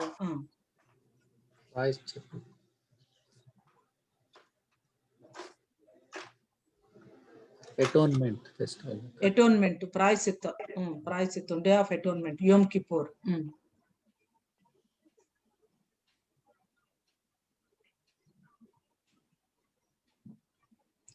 లేవీకాండం 23వ అధ్యాయంలో 7 పండుగలు మనకు కనిపిస్తాయి. మీరు అన్నట్లు విశ్రాంతి దినం పండగ కాదు, కానీ వాళ్ళు ఆచరించాల్సినటువంటి ఒక 5, అంటే ఇశ్రాయేలీలకి వీక్లీ ఆచరించాల్సినవి కొన్ని ఉన్నాయి, మంత్లీ ఆచరించాల్సినవి కొన్ని ఉన్నాయి, తర్వాత జూబిలీస్, తర్వాత విశ్రాంతి సంవత్సరాలు, ఇవన్నీ ఉన్నాయి. కానీ సంవత్సరంలో వాళ్ళు జరిగించే వీటిని మనం పండగలు అని అంటాం. అవి 7 ఏమిటంటే, 1 పస్కా పండుగ, 2 పులియని రొట్టెల పండుగ, ఇదే ఆర్డర్లో వస్తాయి అన్నమాట వాళ్ళ క్యాలెండర్లో. తర్వాత 3వది ప్రథమ ఫలాల పండుగ. ఈ 3 చూసాం కదా నీసాను మాసంలో. ఇక్కడ పస్కా పండుగ, పులియని రొట్టెల పండుగ, ప్రథమ ఫలాల పండుగ, ఫస్ట్ ఫ్రూట్స్ పండుగ, ఈ 3 వస్తాయి. ఇది అయిపోయిన తర్వాత వచ్చేది 4వది పెంతెకోస్తు పండుగ, అది లేవీకాండంలోనే ఉంది. ఆ తర్వాత 5 శృంగ ధ్వనుల పండుగ, దీన్నే బూరల పండుగ అంటాం. ఆ తర్వాత ప్రాయశ్చిత్త పండుగ అంటే యోమ్ కిప్పూర్, డే ఆఫ్ అటోన్మెంట్. ఆ తర్వాత చివర పర్ణశాలల పండుగ. ఈ 7 కూడా లేవీకాండంలోనే ఉంది. లేవీకాండం 23వ అధ్యాయంలో ఒకదాని తర్వాత ఒకటి అద్భుతంగా ఈ పండగ ఏమిటి, ఎందుకు, ఎలా ఆచరించాలి, ఎందుకు జ్ఞాపకం చేసుకోవాలి, ఏం చెయ్యాలి, ఇవన్నీ కూడా ఆచరించవలసినటువంటి విషయాలన్నీ కూడా ఉన్నాయి. అయితే ఈ పండుగలు ఒకసారి మనం చూద్దాం. పస్కా పండుగ వారి యొక్క డెలివరెన్స్ ని జ్ఞాపకం చేసేది. పులియని రొట్టెల పండుగ దీని యొక్క సెలబ్రేషన్ కంటిన్యూయేషన్ గా వీళ్ళు చేసేది. ఆ తర్వాత ప్రథమ ఫలాల పండుగ, వాళ్ళ పంట వచ్చిన తర్వాత వాటిని వీరు తీసుకొని వచ్చి వాళ్ళు దీన్ని ఇచ్చేసేవాళ్ళు అనమాట. ఫస్ట్ ఫ్రూట్స్, ప్రథమ ఫలాల పండుగ. పెంతెకోస్తు కూడా వాళ్ళ యొక్క హార్వెస్ట్ ఫెస్టివల్, వాళ్ళ హార్వెస్ట్ ఫెస్టివల్ యొక్క ఈ సీజన్ ఎండింగ్ అన్నమాట, అది పెంతెకోస్తు పండుగ. ఆ తర్వాత శృంగధ్వనుల పండుగ, బూరలు, ట్రంపెట్స్ వాళ్ళు ఊదటము, దాన్ని యెహోవాకి సునాదం, ఉత్సాహగానం చేయటం. తర్వాత వారి పాపాల విషయమై పశ్చాత్తాపడేది డే ఆఫ్ యోమ్ కిప్పూర్. ఆ తర్వాత పర్ణశాలల పండుగ. అంటే పర్ణశాలల పండుగ ఎందుకు చేసేవాళ్ళు అంటే, ఒక న్యూ కింగ్డమ్ ని దేవుడు అషర్ చేయబోతా ఉన్నారు అనేది జ్ఞాపకం చేసుకుంటూ, వాళ్ళు చెరలోను అంటే బానిసత్వంలో నుంచి వచ్చినప్పుడు వాళ్ళు పర్ణశాలలో కట్టుకొని ఉండి సుక్కోతు దగ్గర వాళ్ళు సెలబ్రేట్ చేసినట్లుగా మనం చూస్తాము. సో ఇప్పుడు ఈ భాగంలో నూతన నిబంధనలో రాబోతున్నటువంటి క్రీస్తు యొక్క ఛాయలు ఏమైనా కనబడుతున్నాయా అనేది మనం చూడబోతున్నాం. సో ఇప్పుడు ఈ భాగంలో ఈ పండగలు క్రైస్తవ యొక్క సిగ్నిఫికెన్స్ మనం చూడటానికి మునుపు ఒక్కసారి మనం దీన్ని చూద్దాము. ఈ భాగంలో క్రీస్తు యొక్క ఛాయలు ఎక్కడైనా కనిపిస్తున్నాయా మీకు? సిలువ ఛాయలు గాని, యేసుక్రీస్తు ప్రభువారు గాని ఏమైనా కనిపిస్తున్నారా ఈ భాగంలో, ఈ ప్యాసేజ్ లో? న్యూ టెస్టిమెంట్ లో మనం చూసే సిలువ గాని, షాడోస్ ఆఫ్ క్రాస్ గాని, క్రీస్తు గాని ఏమైనా కనిపిస్తున్నారా? నూతన నిబంధన ఒకటి కనబడుతుంది కదండి. కనిపిస్తుందా? ఎట్లా అంటే ఎందుకంటే ఆయన నిబంధన, కొత్త నిబంధన ఉంది కదా, న్యూ టెస్ట్ మనీ. పాత టెస్ట్ మనీ వేరే, న్యూ టెస్ట్ మనీ వేరే కదా. పాత టెస్ట్ మనీ ఏమో అవన్నీ చెప్పారు వాళ్ళు, ఈ పండగలు, ఈ బలులు, ఇవి అన్ని ఇలా ఇవ్వాలి, ఈ పాపం చేస్తే ఇచ్చేయాలి, ఈ ప్రాయశ్చిత్తానికి ఇచ్చేయాలి అని. కానీ ఇందులో నూతన నిబంధన అంటే ఆయన శిలువ మీద చనిపోవడమే కదా నూతన నిబంధన, మన పాపాన్ని విముక్తి అయ్యి అన్నట్టు. అక్క ప్రతి పండగలో కనిపిస్తున్నట్టు ఉంది కదా అక్క. ప్రతి పండగలో కూడా ఎవరు కనిపిస్తున్నారమ్మా?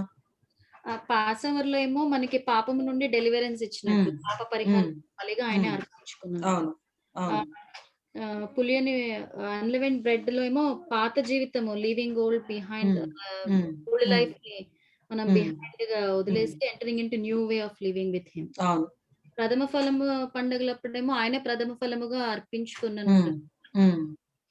పెంతెకొస్తప్పుడేమో సంఘము ఆరంభింపబడుట, ఆయనే వచ్చి పరిశుద్ధాత్మ రావడము సంఘం మీద. ఇంకోటేమో ట్రంపెట్స్, అదే బూరధ్వనితో ఆయన తిరిగి వస్తారు కదా అక్క మనం. అది ఇంకోటి డే ఆఫ్ అటోన్మెంట్ ఏమో restoring the fellowship with God. Tabernacle ఏమో అదే కింగ్డమ్ గురించి మనం సిద్ధపడి, ఇది ఎగ్జాక్ట్ గా తెలియదు అక్క టెబర్నాకిల్స్ అయితే, బట్ ఈ లో అయితే నాకు ఇలా అనిపించింది. యా, డెఫినెట్ గా. యాక్చువల్ గా ఈ పండుగలు గనక మనం చూస్తే మొట్టమొదట పాస్ ఓవర్ గురించి చూసినప్పుడు పస్కా, యూదులు ఐగుప్తులో నుంచి వాళ్ళ యొక్క డెలివరెన్స్ ని సెలబ్రేట్ చేసుకుంటున్నారు. కానీ న్యూ టెస్టిమెంట్ లో ఏముందంటే అది యేసుక్రీస్తు ప్రభువారిలోనే ఫైనల్ ఫుల్ఫిల్మెంట్. క్రీస్తు అను మన పస్కా పశువు వధింపబడి ఉన్నాడు కనుక, క్రీస్తు అను మన పస్కా పశువు వధించబడి ఉన్నాడు కనుక. యేసుక్రీస్తు ప్రభువారు 13 సంవత్సరాలు ఆయనకి అంటే బార్ మిత్వా అయిపోయి ఎవ్రీ ఇయర్ వెళ్ళి తల్లిదండ్రులతో పస్కా పండుగను ఆచరించేవాళ్ళు. పస్కా పండుగను ఆచరించేటప్పుడు ఏ కుటుంబానికి ఆ కుటుంబం పస్కా పశువును తీసుకొని వధించి దానిని మరి భోజిస్తా ఉన్నప్పుడు ఆయనకు అర్థమయ్యేది ఏంటంటే, ఇక కొంతకాలం తర్వాత పస్కా పశువు అవసరం లేదు, నేనే ఆ పస్కా పలి పశువును, నేనే వధించబడబోతున్నాను అన్న విషయం ఆయనకు తెలుసు. అందుకనే బాధింపబడిన వాను గాను దుఃఖాక్రాంతును గాను ఆయన మనం చూసేమంటుంది. He was a man of sorrows అని ఉంటుంది. You know what, every year when he was going to the temple to celebrate Passover, he knew very well after some time there is no need of Passover lamb. ఆయనే ఆ lamb, ఆయనే సమస్త మానవ కోటి కోసం వధించబడబోతున్నటువంటి దేవుని గొర్రెపిల్ల అని మరి ఆయనకు తెలుసు. అసలు ఆయన పరిచయం చేయటం కూడా ఆ విధంగానే పరిచయం చేయబడ్డాడు. ఇదిగో దేవుని గొర్రెపిల్ల, తర్వాత ఇదిగో లోక పాపం మోసుకొని పోతున్న దేవుని గొర్రెపిల్ల. సో అది యేసుక్రీస్తు ప్రభువులో నెరవేరింది. తర్వాత వారు పస్కా పండుగ తర్వాత ఏం చేయాలంటే 7 దినాలు పులియని రొట్టెలతో పండుగ ఆచరించాలి. Pure unleavened bread for 1 week. 1 week పులియని రొట్టెలతో పండుగ ఆచరించాలి. సో యేసుక్రీస్తు ప్రభువారు మన యొక్క పాపాల కోసం ఆయన పే చేశారు కాబట్టి ఇప్పుడు మనం ఏం చేయాలి అంటే దుర్మార్గంతో గాని దుష్టత్వంతో గాని వీటన్నిటిని కూడా విడిచిపెట్టి పులియని రొట్టెలతో మనం పండుగ ఆచరించాలి. Clean out our old leaven just as you are in fact unleavened. So పులియని రొట్టెల పండుగ ఏం చేపిస్తుందంటే పస్కా పశువు వధింపబడినటువంటి క్రీస్తు యేసుతో మనం ఐక్యమైనటువంటి మనం దుర్మార్గాన్ని దుష్టత్వాన్ని వీటన్నిటిని కూడా తీసివేసి నూతనమైనటువంటి పవిత్రమైనటువంటి జీవితం జీవించడానికి దేవుడు మనల్ని పిలిచారు అన్నటువంటి విషయాన్ని జ్ఞాపకం చేస్తా ఉంది. అందుకని బల్ల దగ్గర మనం పదే దీన్ని జ్ఞాపకం చేసుకుంటాం. మూడోది ఫస్ట్ ఫ్రూట్స్, అంటే వాళ్ళ మూడో పండుగ ఏంటంటే ప్రథమ ఫలాల పండుగ. First fruit of the spring harvest were to be sacrificed at the temple. మృతుల్లో నుంచి ప్రథమ ఫలంగా ప్రభు తిరిగి లేచాడు కాబట్టి మనం కూడా తర్వాత తిరిగి లేస్తాము. మరి పాత నిబంధనలో కొంతమంది తిరిగి లేచారు కానీ వాళ్ళు మరలా పునరుద్ధానం మహిమపరచబడినటువంటి దేహంతో కాదు, దేహంతో వాళ్ళు పరలోకానికి వెళ్ళారు. మరలా ఈ శ్రమల కాలంలో వాళ్ళు వచ్చి మరి వాళ్ళ యొక్క బాడీస్ ట్రాన్స్ఫార్మ్ అయ్యి మహిమ దేహాలు ధరించుకుంటారు. ఆ 2 సాక్షులు వచ్చి మళ్ళా మరణిస్తారు అనేది ఒక ఇదన్నమాట. అయితే మృతుల్లో నుంచి ఫస్ట్ ఫ్రూట్ గా లేచింది ఎవరు అంటే యేసుక్రీస్తు ప్రభు వారి. సో ఈ ఫస్ట్ ఫ్రూట్స్ ఫెస్టివల్ ఏం చూపిస్తుందంటే ప్రభు అయినటువంటి యేసుక్రీస్తు వారి పునరుద్ధానాన్ని చూపిస్తుంది. ఈస్టర్ తర్వాత కరెక్ట్ గా 50వ రోజే పెంతెకొస్తు. ఈస్టర్ తర్వాత 40 దినాలు ఆయన వాళ్ళకి కనిపిస్తూ ఎసెన్షన్ అయిపోయిన తర్వాత 10 days కి పరిశుద్ధాత్మ పంపబడటం మనం చూస్తాం. యూదులు ఏం చేసేవారంటే పెంతెకొస్తుని ఈ యొక్క స్ప్రింగ్ ఫెస్టివల్ గా మాత్రమే కాకుండా పెంతెకొస్తు దినాన మోషేకి సీనాయి పర్వతం మీద దేవుడు ధర్మశాస్త్రాన్ని ఇచ్చారు. అది కూడా వాళ్ళు జ్ఞాపకం చేసుకునే వాళ్ళు అన్నమాట. అంటే ఇక్కడికి వచ్చేసారు వాళ్ళు, అంటే ఎక్సోడస్ నుంచి బయటకు వచ్చారు. వచ్చిన తర్వాత దేవుడు ఏం చేశారంటే వారికి సీనాయి పర్వతం మీద వారితో నిబంధన చేసి ధర్మశాస్త్రాన్ని అదే దాన్ని కమమరేట్ చేస్తూ ధర్మశాస్త్రం అంతరించింది, కృపాయుగం వచ్చింది, పరిశుద్ధాత్మ ఇవ్వబడటం ద్వారా శిష్యులకి, అపోస్తులకి ఇంకొక నూతనమైనటువంటి యుగం ఇక్కడ ప్రారంభమైంది. Holy Spirit has been given. పరిశుద్ధాత్మ దేవుడు పర్మనెంట్ గా రిలీజ్ చేయబడ్డారనమాట. కాబట్టి ఇక్కడ ఉన్నటువంటి ఈ పెంతెకోస్తు పాత నిబంధనలో పరిశుద్ధాత్మ దేవుడు పంపబడేంత వరకు కూడా వాళ్ళ పెంతెకోస్తు పండుగ ఇది. కానీ అదే పెంతెకోస్తు దినాన పరిశుద్ధాత్మ దేవుడు బలమైనటువంటి విధానంలో సంఘానికి ఇవ్వబడిన తర్వాత క్రిస్టియన్ కానిటేషన్ లో ఆ ఓల్డ్ టెస్టిమెంట్ సిగ్నిఫికెన్స్ లా అనేది పోయింది. ఇప్పుడు పెంతెకోస్తు పండుగ అంటే మనకు గుర్తొచ్చేది ఏంటంటే పెంతెకోస్తు పండుగ దినాన పరిశుద్ధాత్మ దేవుడు రాడు. చాలా మంది పెంతెకోస్తు అంటే చాలా మంది పరిశుద్ధాత్మ అనుకుంటారు. పెంతెకోస్తు అంటే 50th డే. 50th డే ఎప్పటి నుంచి? ఫస్ట్ ఫ్రూట్స్ నుంచి 50th డే. ఫస్ట్ ఫ్రూట్ అయినటువంటి ప్రభువారి యొక్క పునరుద్ధానం నుంచి 50వ దినాన సంఘం ఉనికిలోనికి వచ్చింది. అక్కడే పరిశుద్ధాత్మ దేవుడు పంపబడటం జరిగింది. చాలా సార్లు మనం ఓల్డ్ టెస్టిమెంట్ సిగ్నిఫికెన్స్ అసలు పక్కన పెట్టేసేసి మనము క్రియేట్ చేసుకున్నటువంటి కాంటెక్స్ట్ లో దీన్నే మాట్లాడుకుంటాం అన్నమాట. కానీ ఇది ఇంపార్టెంటే, కానీ దాన్ని కూడా మనం జ్ఞాపకం చేసుకోవాలి. సరే, పరిశుద్ధాత్మ మరి యుగంలో, సంఘ యుగంలో మనం ఉండగా ఒక దినాన ప్రధాన దూత శబ్దం, బూరల పండగ రాబోతుంది. So during the harvesting the trumpet would sound and all the workers would go to the temple immediately. ఈ హార్వెస్టింగ్ అప్పుడు ట్రంపెట్స్ వచ్చినప్పుడు ఏం జరుగుతుందంటే, ట్రంపెట్ మోగ్గాని వీళ్ళందరూ కలిసి ఎక్కడికి వెళ్తారంటే ఇమీడియట్ గా టెంపుల్కి వెళ్తారు. అలాగే దీనికి ఉన్నటువంటి న్యూ టెస్టిమెంట్ ఈక్వలెంట్ ఏంటంటే, ప్రధాన దూత శబ్దంతోను ప్రభువు ప్రధాన దూత శబ్దంతోను బోరతోను ప్రభువు దిగివచ్చును, అప్పుడు క్రీస్తునందుండి మృతులైన వాళ్ళు మనం లేస్తారు, మనం కూడా వెళ్తామని న్యూ టెస్టిమెంట్ లో పౌలు గారు అంటాడు. సో క్రిస్టియన్ సిగ్నిఫికెన్స్ ఏంటంటే, ఇక్కడ ట్రంపెట్స్ పండుగప్పుడు వాళ్ళందరూ ఎలా టెంపుల్లోకి వెళ్తారో, మధ్యాకాశంలోనికి వచ్చి బోర మోగ్గానే మనందరం ప్రభుతో ఉండటం కోసం మధ్యాకాశంలోనికి వెళ్తాం. అప్పుడు చర్చ్ మరి ఎత్తబడిన తర్వాత ఇశ్రాయేలీలకి తెలిసి వస్తుంది. అప్పుడు వాళ్ళు పశ్చాత్తాపడతారు. తాము పొడిచిన వాణిని బట్టి వాళ్ళు దుఃఖపడతారు. జ్యేష్ఠ కుమారుని విషయంలో విలిపించేటట్లుగా వాళ్ళు విలపిస్తారు. అప్పుడు ఇశ్రాయేల్లో నేషనల్ రిపెంటెన్స్ అనేది వస్తుంది. ఇప్పటి వరకు కూడా వాళ్ళు ఇంకా అంధకారంలోనే ఉన్నారు, అజ్ఞానంలోనే ఉన్నారు కదా. కాబట్టి నేషనల్ రిపెంటెన్స్ వస్తుంది. Israel as a nation will turn to the lord. So that is their day of atonement అని చెప్పేసి మనం అనుకోవచ్చు అనమాట. Atonement for their sins. ఆ తర్వాత ఎప్పుడైతే అది జరుగుతుందో చివరి వచ్చేది ఏంటంటే tabernacle harvest celebration, memorial of tabernacles in the wilderness. అంటే వాళ్ళు అరణ్యంలో నుంచి వాళ్ళు బయటకు వచ్చిన తర్వాత, అంటే చెరలో నుంచి బయటకు వచ్చిన తర్వాత వాళ్ళు ఏ విధంగా బూత్స్ కట్టుకొని దాన్ని జ్ఞాపకం చేసుకుంటూ కింగ్డమ్ ని ఇనాగరేషన్ అన్నమాట. మీకు ఒక విషయం గుర్తుందేమో, రూపాంతర పర్వతం మీద మోషే ఎలియాలు కనిపిస్తే పేతురు ఒక మాట అంటాడు. ఏమని?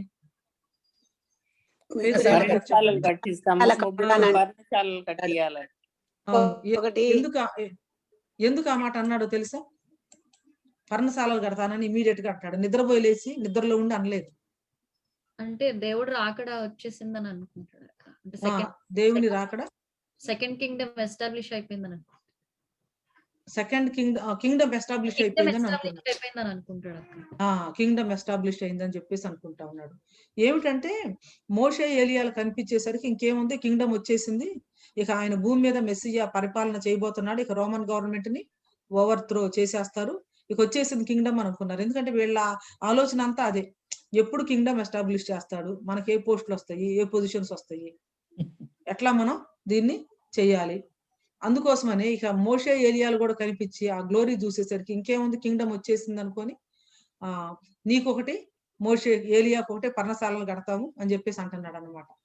అది జూయిష్ ఫెస్టివల్స్ బ్యాక్గ్రౌండ్ చదివితేనే మనకు అర్థమవుతుంది, లేకపోతే ఏం మాట్లాడుతున్నాడో పేతురు గారు ఎవరికి అర్థం కాదు. తర్వాత యేసుక్రీస్తు ప్రభువారు ఆరోగ్యమై పరలోకానికి వెళ్ళేటప్పుడు కూడా వీళ్ళు బిక్కమొఖాలు వేసుకొని ఒక ప్రశ్న అడుగుతారు. ఆ ప్రశ్న ఏంటో తెలుసా?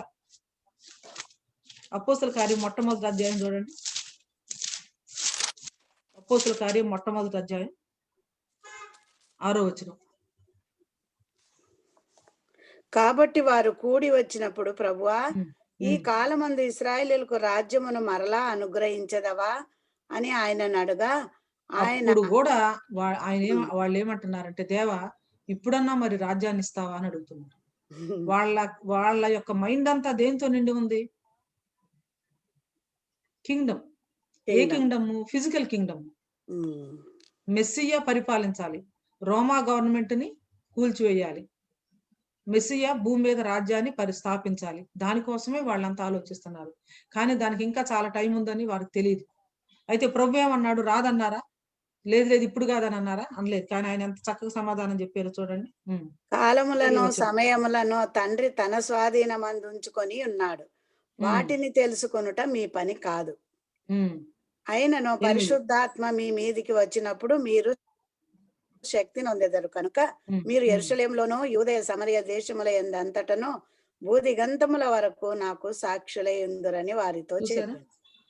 వాళ్ళేమో ఫిజికల్ కింగ్డమ్ గురించి అడుగుతుంటే ప్రభు చెప్తున్నారు, కింగ్డమ్ గురించి మీరు మాట్లాడొద్దు. అవి దేవుడు ఆ కాలాలు సమయాలు ఆయన స్వాధీనంలో ఉంచుకున్నాడు. ఇప్పుడు మీరేం చేయాలి? పరిశుద్ధాత్మను నేను పంపించబోతున్నాను 50th డే. పరిశుద్ధాత్మను మీరు శక్తి పొందినప్పుడు మీరు నా కోసం అంతటా కూడా సాక్షులుగా ఉంటారు. సాక్షులుగా ఉన్న తరువాత అప్పుడేమవుతుంది? దేవుని రాజ్యం స్థాపించబడుతుంది. మీరు అనుకున్నట్లుగా కాదు, దేవుని యొక్క ప్రణాళికలో ఉన్నట్లుగా. ఆ తర్వాత ఈ రాజ్యాల అంతంలో పరలోకంలో ఉన్నటువంటి దేవుడు రాజ్యాన్ని స్థాపిస్తాడు. ఆయన రాజ్యం అంతం లేనిదే ఉంటుంది. అప్పటి వరకు ఉంది. వాళ్ళేమనుకున్నారంటే నెబుకద్నెజరుకు వచ్చినటువంటి కళ ఇంకా నెబుకద్నెజరు అయిపోయింది, బబులోన్ అయిపోయింది, మాదీయ పారసీక అయిపోయింది, గ్రీక్ అయిపోయింది, రోమా అయిపోయింది, ఇంకేముంది యూదుల రాజుగా ఆయన పుట్టాడు కాబట్టి రాజ్యం ఆయన భూమి మీద స్థాపించబోతున్నాడు అని అనుకున్నాడు. కానీ ప్రభు చెప్పింది ఏంటంటే అది కాదు. కాబట్టి యూదుల యొక్క పండగలు, ఆ పండగలకు ఉన్నటువంటి ఆధ్యాత్మికత, వాటి యొక్క విశేషము మనం చూసాము.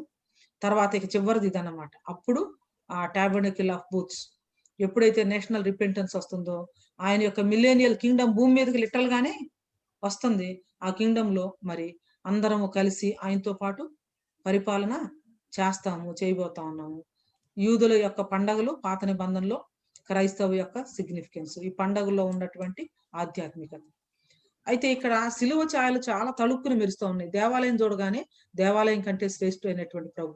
పస్కా పండుగ అనగానే పస్కా పశువు మన కోసం వధించబడటం. ఈ భాగంలో సిలువను గురించినటువంటి స్పష్టమైన ఛాయలు కూడా మనకు కనిపిస్తున్నాయి. ఓకే, ఇది చివరి ప్రశ్న. ఈ ప్రశ్న అందరూ మాట్లాడొచ్చు. ఇంతవరకు మాట్లాడినటువంటి వాళ్ళు మాట్లాడితే చాలా బాగుంటుంది అనుకుంటున్నాను. ఈ భాగంలో దేవుని గురించి మనకు తెలియజేయబడే విషయాలేంటి? What do we understand about God? ఈ భాగంలో నుంచి దేవుని గురించి మనకు ఏ విషయాలు అర్థమవుతాయి? దేవుని గురించి మనకు అర్థమయ్యే విషయాలేంటి చెప్తారా? ఇది ఎవరైనా మాట్లాడొచ్చు. What do we learn about God from this portion?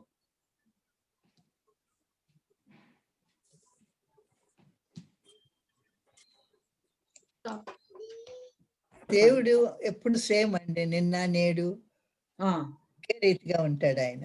Okay, దేవుడు నిన్న నేడు నిరంతరం ఏకరీతిగా ఉన్నాడు. వెరీ గుడ్ అండి. ఇంకా God's plan of salvation. దేవుని యొక్క రక్షణ ప్రణాళిక అద్భుతం.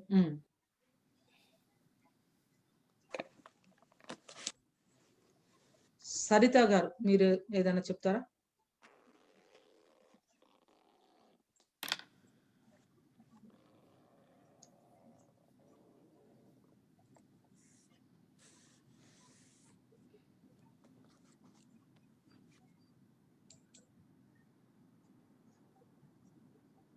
దేవుని గురించి మనకు అర్థమయ్యే విషయాలు ఏంటి?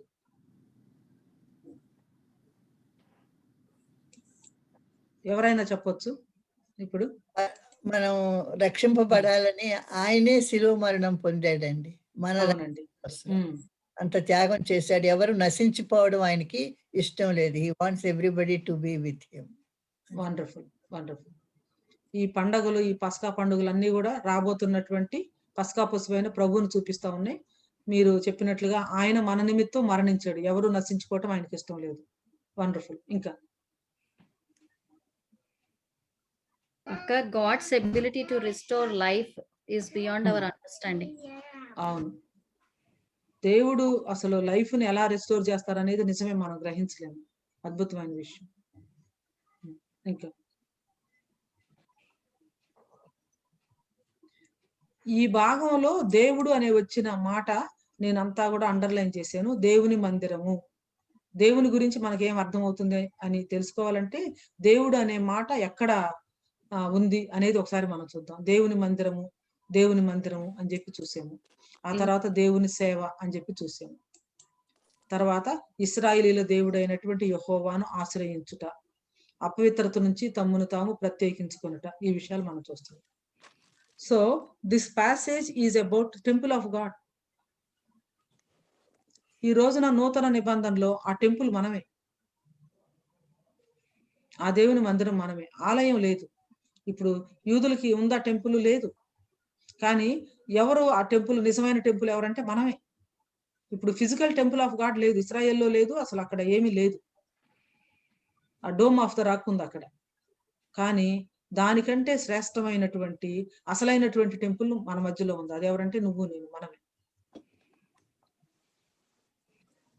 నువ్వు హృదయము దేవుని ఆలయము అంటారు కదా.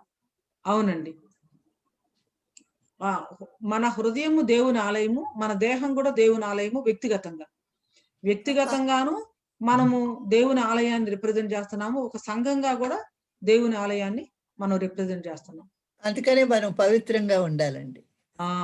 Very good. దేవుని మందిరంలో అపవిత్రతకి స్థానం లేదు. చాలా పవిత్రంగా ఉండాలి. వండర్ఫుల్. చాలా పవిత్రంగా ఉండాలి.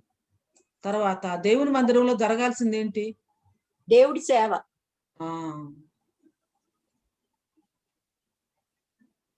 This is all about the temple of God. Temple of God ఎందుకు కట్టబడింది అంటే సేవ జరగటానికి. ఈ సేవలో ఎవరి తరగతుల్లో వాళ్ళు, ఎవరి వరసల్లో వాళ్ళు ఉండి చేయాలి సేవ. ఈ సేవని పవిత్రంగా జరిగించాలి, పరిశుద్ధంగా జరిగించాలి. ఈ పవిత్రత, పరిశుద్ధత అనేది ఎప్పుడు వస్తుంది? ఎప్పుడు పవిత్రంగా పరిశుద్ధంగా జీవించగలం? దేవుని ఆత్మ మనలో ఉన్నప్పుడు. చెప్పండి. ఏంటండి? దేవుని ఆత్మ మనలో ఉన్నప్పుడు. దేవుని ఆత్మ మనలో ఉన్నప్పుడు. ఇక్కడ ఈ వచనంలో ఒక మాట చూడండి, అపవిత్రత నుంచి తమ్మును తాము ప్రత్యేకించుకొని వారందరూ వచ్చి. అంటే పవిత్రతలో రెండు అంశాలు ఉన్నాయి. ఏంటండి? ప్రత్యేకించుకోవాలి. దేవుడు పరిశుద్ధపరుస్తాడు, మనల్ని మనం పరిశుద్ధపరచుకోవాలి. సో పరిశుద్ధతకి రెండు బొమ్మ బరుసులాగా రెండు కాయిన్స్ ఉన్నాయి. మనల్ని పరిశుద్ధపరిచేది దేవుడే, కానీ మనల్ని మనం పరిశుద్ధపరచుకోవాలి, డెడికేట్ చేసుకో. మనల్ని మనం పవిత్రపరచుకోవాలి అంటే ముందు మనల్ని మనం ప్రత్యేకించుకోవాలి. ప్రత్యేకత అనే దానికి బిబ్లికల్ లాంగ్వేజ్ లో సెట్ అపార్ట్ అని ఉంది అన్నమాట. సెట్ అపార్ట్ అంటే ఈ పర్పస్ కోసమే వాడతాను, దీన్ని వేరే దానికోసం వాడను, ఇది ఈ పర్పస్ కోసమే డెడికేట్ చేయబడింది. రైట్. సో ఈవేళ మన పాఠం చెప్పండి. That's why it is written that you are a royal priesthood, a holy nation, and peculiar people. All terms are being used.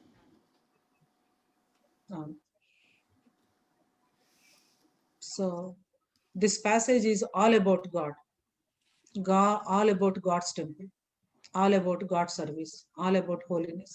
దేవుడు, దేవుని మందిరం, దేవుని సేవ, పవిత్రత, ప్రత్యేకించుకోవడం, అప్పుడు పండగ ఆచరించడం. సో ఆలయ ప్రతిష్ఠ గురించి నేర్చుకున్నటువంటి మనల్ని మనం దేవుని కోసం ప్రతిష్ఠించుకోవాలి.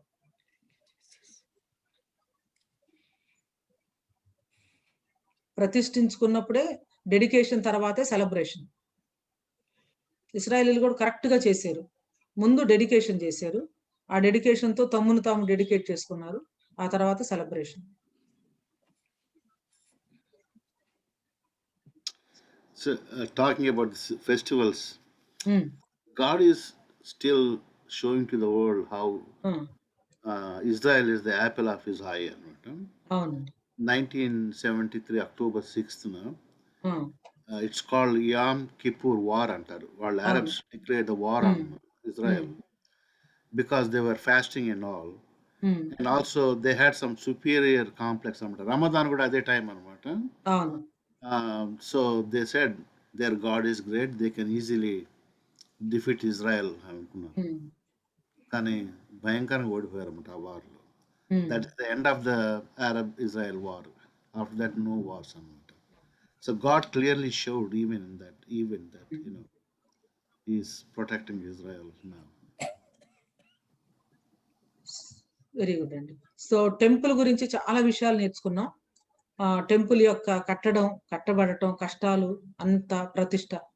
ఈ రోజున మనమే ఆ టెంపుల్, మరి శ్రేష్టమైనటువంటి టెంపుల్, అసలు సజీవమైనటువంటి సంఘం, సజీవమైనటువంటి టెంపుల్, సజీవమైనటువంటి రాళ్ళు. ఇక్కడ అర్పించేది ఆత్మ సంబంధమైన అర్పణలు, బలులు. సో ఇక్కడ ఉన్నటువంటి వారు అందరం కూడా యాజకులము, రాజులైన యాజక సమూహం. సో మనం every Sunday, every fellowship, every time మనం గ్యాదర్ అయినప్పుడు ఒక ఆలయంగా, ఒక పవిత్రమైన ఆలయంగా, సజీవ రాళ్ల వలె కట్టబడుతున్నటువంటి దేవుని మందిరంగా, ఆయన శరీరంగా, ఆయన ఇల్లుగా మనల్ని గనక మనం చూసుకోగలిగితే పవిత్రత, దేవుని యొక్క ప్రజెన్స్, దేవుని యొక్క సన్నిధి, దేవుని యొక్క ప్రసన్నత మనము చక్కగా అనిపించడం మాత్రమే కాకుండా, మనం ఎదురు చూస్తున్నటువంటి ఈ ర్యాప్చర్, మధ్యాకాశంలోనికి ప్రభు వచ్చి బూర ఊదినప్పుడు ఆయనతో పాటు మనం వెళ్ళటము, ఆ తర్వాత ఆయన నిరంతరం పరిపాలించే ఆ రాజ్యం, కింగ్డమ్, దానికోసం మనం సిద్ధపడటం. I think this is what is very important. ఇవాళతో యజ్రా గ్రంథంలో ఒక ఇంపార్టెంట్ సెక్షన్ అయిపోయింది. అంటే తిరిగి వచ్చినటువంటి, చెరలో నుంచి వచ్చినటువంటి వారు పర్పస్ ఏమిటి అంటే మందిరం కట్టాలి, మీరు వెళ్ళండి, ఇవి తీసుకొని వెళ్ళండి, తీసుకొని వెళ్ళి మందిరాన్ని కట్టండి అని చెప్పేసి మరి కోరేష్ చెప్పాడు. కరెక్ట్ గా ఆ ప్రకారమే జరిగింది. అయితే దీన్ని డైరెక్ట్ చేసింది ఎవరంటే దేవుడు. పనిని ప్రారంభించినటువంటి ఆయన ముగించారు. ఆయన కృపతో వీళ్ళు దీన్ని ముగించి ప్రతిష్ఠ చేసి, it is a great completion, great celebration and great dedication. So ఈ సందర్భంగా మనం కూడా దేవునికి, ఆయన యొక్క నిజమైనటువంటి ఆలయమైనటువంటి మనం దేవునికి మనల్ని మనం ప్రతిష్ఠించుకొని పవిత్రమైనటువంటి జీవితం జీవిస్తూ, సజీవమైనటువంటి రాళ్ల వలె కట్టబడి, ఆత్మ సంబంధమైనటువంటి అర్పణలు దినదినము అర్పిస్తూ ఆయన రాకడ కోసం సిద్ధపడటానికి దేవుడు మనందరికీ సహాయము చేయనుగాక. ప్రార్థన. రోజలిన్ సిస్టర్ గారు కదా, సిస్టర్ రోజలిన్ గారు మనల్ని ప్రార్థనలోనికి నడిపిస్తారు. ఆ తర్వాత ఏదైనా క్వశ్చన్స్ ఉంటే టేకప్ చేద్దాం. ఎట్లా ఫండి ప్రేయర్ చేసుకుందాం. ప్రార్థన చేసుకుందామండి. సైన్యములకు అధిపతి అయినటువంటి మా పరలోకపు తండ్రి, మరి ఒకసారి సాయంకాల సమయంలో నీ పాద సన్నిధానం నాకు వచ్చరికి ఇచ్చిన సదవకాశమును బట్టి నీకు విరలేని స్తోత్రాలు, స్తుతులు చెల్లించుకుంటున్నాం ప్రభువా. ఆయన మాకు ఇచ్చినటువంటి మంచి సమయాన్ని బట్టి నా ప్రభువా నీకు స్తోత్రాలు, స్తుతులు చెల్లిస్తున్నాము. మరి ఎందరికో లేనటువంటి ఆధిక్యత మాకు అనుగ్రహించావు ప్రభువా.